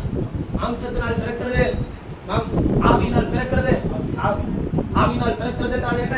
ஒரு ஜலத்தினாலும் ஆவியினாலும் பிறக்க வேண்டாம். தேவனுடைய காரியத்தில் பிரவேசிக்க வேண்டாம். ஜலத்திலே பிறக்க வேண்டும் என்று வேதம் சொல்கிறது. முழுகிறவன் முழுமை சுத்தமாக இருக்கிறான். ஆனால் ஆவியினால் பிறக்க வேண்டியது மிக அவசியம். எது ஆவி? நான் உங்களுக்கு சொல்கிற வசனங்கள் ஆவியானவர் உள்ளே வந்தார். வேறுபடியாக பாஷைகளை பேசுகிறவர்களோ அற்புதங்களை செய்கிறவர்களோ அடையாளங்களை செய்கிறவர்களோ அல்ல. எனக்கு தெரியும். நான் ஒரு ஊழியரை என்னுடைய ஜீவியத்தில் சந்தித்திருக்கிறேன். அந்த ஊழியர் அற்புதங்களையும் அடையாளங்களையும் செய்து காண்பிக்கிறதில் மிகுந்த வல்லமை கர்த்தரிடத்திலிருந்து பெற்றுக்கொண்டவர். எல்லாரும் அவருக்கு முன்பாக கர்த்தரே வந்து நிற்கிறார் என்று பயப்படத்தக்கதாக அவ்வளவு அதிசயங்களை செய்கிறவர். நான் கேள்விப்படவில்லை, என்னுடைய ஜீவியத்தில் நான் பார்த்திருக்கிறேன். ஒரு முறை ஒரு ரெண்டு குச்சியை எடுத்துக்கொண்டார். கர்த்தர் எனக்கு தரிசனத்தில் காண்பிக்கிறார் என்று அவர் சொல்லுகிறார். 2 குச்சி எடுத்துக்கொண்டார். அதை ஒன்றாய் சேர்க்கிறார். சேர்த்து சொல்லுகிறார். கர்த்தர் சொல்லுகிறது என்னவென்றால், உன் சரீரம் கட்டுவிட்டது போல முழுமையும் விரைவில் அடைந்திருக்கிறது. ஆனால் கர்த்தர் தம்முடைய ஆவியினால் அதை உயிர்ப்பிக்க வல்லவராய் இருக்கிறார் என்று அவர் சொன்னார். சொன்ன உடனே அந்த சகோதரி படுத்த நிலைமையில் இருந்த சகோதரி எழுந்து நடந்தார். அற்புதங்களை அவ்வளவு வல்லமையாக அவருடைய ஊழியத்தை நிகழ்த்தி காண்பித்தார். ஆனால் கிரியையிலே வரும்போது பரிசுத்தாவிதானே எப்படி கிரியை செய்ய முடியாமல் போகும் என்று நீங்கள் நினைக்கலாம். அவர் ஒரு மது பழக்கத்துக்கு அடிமையானவர். அவரால் அதை விடவே முடியும். எப்படி பரிசுத்த ஆவி அதை செய்ய முடியும்? பரிசுத்த ஆவியினால் அதை எப்படி அங்கீகரிக்க முடியும்? என்னுடைய சிந்தனையில் ஒண்ணுமே வேலை செய்யல, கேட்டபோது ஒண்ணுமே வேலை செய்யல. எப்படி அவரால் செய்ய, எப்படி அற்புதங்கள் நடக்கிறது? ஒன்றுமே புரியல, ஒண்ணுமே தெரியல. கர்த்தர் சொன்னாரா, பிசாசுக்கு கொடுத்த வரத்தை நான் வாங்கிக் கொள்வேன். நீ வரத்தை வைத்த அந்த மனுஷனை என்னுடைய ஊழியன் என்று நீ அடையாளப்படுத்துகிறாய், அல்லது அவனும் அப்படியே செய்ய முயற்சி செய்கிறான். என்னுடைய ஊழியன் கிரியிலே அல்லவா அவன் தன்னை நிறைவுள்ளவனாக காண்பிக்கிறான். அவர்கள் வரங்களினாலே நீங்கள் அவர்களை அறிவீர்கள் என்று சொல்லவில்லை, கனிகளினாலே அவர்களை அறிவீர்கள். கனி வேணும் வாழ்க்கை ஜீவியத்தில், அது மிக கடினம். கனி கொடுக்க பொறுமையாக இருக்க வேண்டும், கவனமாய் நடக்க வேண்டும், எல்லா ஞானத்தோடும் நடக்க வேண்டும். உள்ளத்திலே பூரண விசுவாசம் நம்முடைய வாழ்க்கையில வெளிப்பட வேண்டும். கனி அவசியம். தேவனின் அற்பமான சரீரத்தை மறுரூபப்படுத்தும். அவங்க உயிரோட அவர் உயிர் தருவாங்க. நான் பிசாசினால் அப்படிப்பட்ட அற்புதங்களையும் அடையாளங்களையும் என்ன செய்ய முடியுங்க? செய்ய முடியும். பிசாசுக்கு வரத்தை கொடுத்தது யார்? தேவன். அதை அறிந்து கொண்டு போதா எனக்கு இந்த விஷயமே புரிஞ்சிச்சு. அழைத்த அழைப்பும் வரவும் மாறாது. அவனை தள்ளினாலே தவிர நான் வேதத்தில் ஒரு அற்புதமான ஒரு வசனம் என்னுடைய கண்ணில் குறிப்பாக எப்பொழுது தேவனால் பிறந்த எவன் பாவம் செய்ய மாட்டான். அவனை தோட எப்படி இது சாத்தியம்? இது சாத்தியப்படும். பாவம் செய்ய மாட்டான். தேவனால் பிறந்த எவனும் பாவம் செய்ய மாட்டான். இது சாத்தியமா? அசாத்தியம் தான். நிச்சயமா பாவம் செய்யாத மனுஷன் ஒருவனும் இல்லை, ஒருவன். ஆனால் அவனை பாவத்தின் கிரியைகளை செய்கிறதற்கு தேவன் உடன்படுத்துகிறதல்ல, அதிலிருந்து அவனை மீட்டுக் கொண்டு வருகிறவராக இருக்கிறார். இளையகுமாரனை நீங்கள் நன்றாய் கவனிங்கள். அவன் திரும்பி தகவல் இடத்தில் வந்தான். ஏன்? அவனுக்குள்ளே வித்து தேவனுடைய வித்து. வீட்டில் ஒருவன் இருந்தான், அவனுக்குள்ளே இருக்கிற வித்து அது தேவனுடைய அல்ல. தேவனுடைய வித்து உங்களிலே இருக்குமானால் உங்களை திருப்பி கொண்டு வருவார். யூதாஸ் திரும்பி வரவில்லை, பேதுரு திரும்பி போனான், காய் திரும்பி வரவே இல்லை, ஆவே சேத்தாக திரும்பி வந்தான். தேவ வித்து உங்களிலே இருக்குமானால் நீங்கள் எப்படி திரும்பி போகாமல் உங்களால் இருக்க முடியும்? தேவனுடைய சத்தம் உங்கள் இருதயத்தை அசைக்கும். அவரிடத்தில் திரும்பி போகிறீர்கள். ஏசா திரும்பி போகவே இல்லை, யாக்கோபு திரும்பி போனான். தேவ வித்து அவனுக்குள்ள இருக்குமானால் நீங்கள் திரும்பி போகிறீர்கள். நல்ல கால வேளையில உங்களுக்குள்ள அவருடைய வித்து இருக்குமானால் அவரிடத்தில் திரும்பி வர. அந்த மெய்யான விஷயத்தை நான் ஏற்றுக்கொள்ள எனக்கு உதவி செய்யாதவரே, நீர் கொடுத்த பரிசுத்த ஆவியை விட்டு எடுத்துக்கொள்ளாமல் வரும். நீர் என்னை உமது சமூகத்தை விட்டு தள்ளாமல் என்னை உதவி செய்ய முடியும், என்னை ஆளுகை செய்யட்டும் என்று சொல்லி ஜெபிங்க. நாம்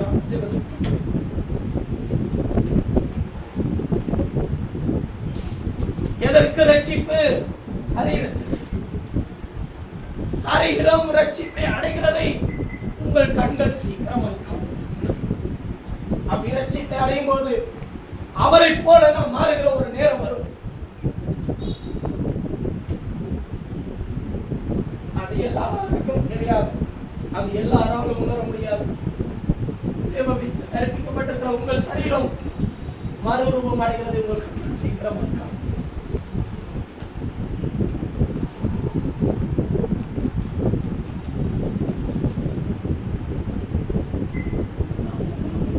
ஒருவரும் நம்முடைய இதயத்தை தான் கொடுத்து கர்த்தாவே, இந்த ராத்திரி நல்ல மதியான வேளையிலே உங்களோடு பேசுகிறதா எங்களுக்காக நன்றி.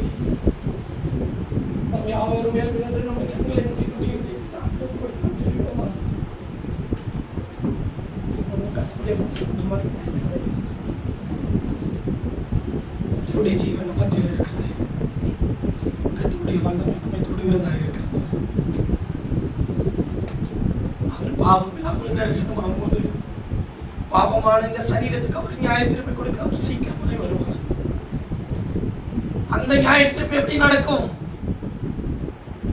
மறு ரூபமாகும். பாவம் மறைத்து போகும். மரணம் ஜெயமாக விழுங்கப்படும் என்கிற வேத வாக்கியம் நிறைவேறும்.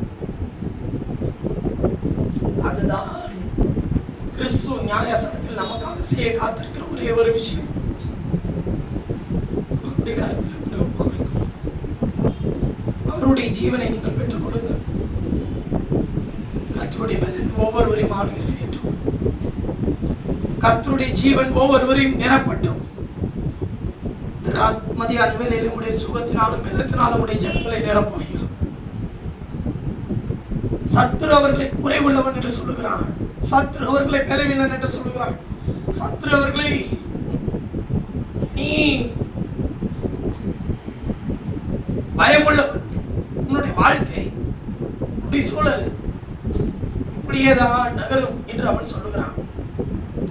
தேவன் இப்படி அல்ல, இதன் மத்தியிலும் நான் அதிசயமானதை செய்வேன் என்று அவர் சொல்லுகிறார். வேதத்தில் நீங்கள் அப்படிதான் வாசிக்க முடியும். ஸ்திரீகளுக்குள்ள வழிபாடு நின்று போயிட்டு இனிமேல் எனக்கு இன்பம் உண்டாயிருக்குமோ? சாராள் நகைத்தார். ஆனால் தேவனுடைய வார்த்தை கற்பத்தை அசைத்தது. அங்கே ஈசாக்கு கற்பத்திலே கற்பத்திலே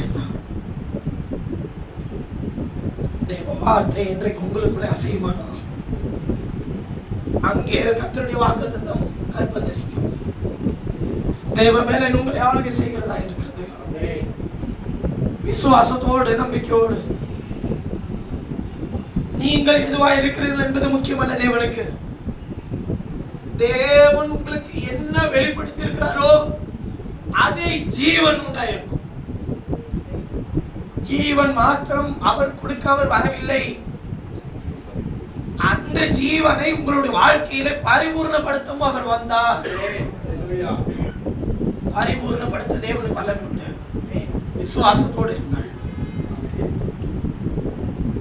விசுவாசம் தேவனுடைய விசுவாசம். உங்கள் விசுவாசம் வேண்டாம், அது குறைவுள்ளது. அந்த விசுவாசத்தை அவன் அளிக்க எவ்வளவோ முயற்சி செய்து கொண்டே இருக்கிறான். ஆனால் தேவனுடைய விசுவாசம் அது ஒரு நாள் விசுவாசம் உங்களிலிருந்து எடுத்து போடவே முடியாது. எனக்கு அற்புதமான ஜனமே காலூன்றி உங்கள் நடகைகளை கர்த்தருக்கு என்று ஒப்பு கொடுத்து காரியத்தை சேவை பண்ணுங்கள். கர்த்தர் பலப்படுத்தவர் உள்ளவராக இருக்கிறார். உங்களை இந்த மாதிரி அன்பை தொட்டு கொண்டு இருக்கிறார். கர்த்தருடைய பிரசன்னம் உங்களை தொட அது வல்லமை பெறுகிறதா இருக்கிறது. ஜீவனும் பலனும் உங்கள் சரீரத்தை உயிர்ப்பிக்கிறது வல்லமை பெறுகிறதா இருக்கிறது. கர்த்தத்தோடு அது நடக்கும். நம்முடைய வார்த்தையினால் நம்முடைய இருதயங்களை பலப்படுத்தும். நம் மத்தியில் இருக்கிற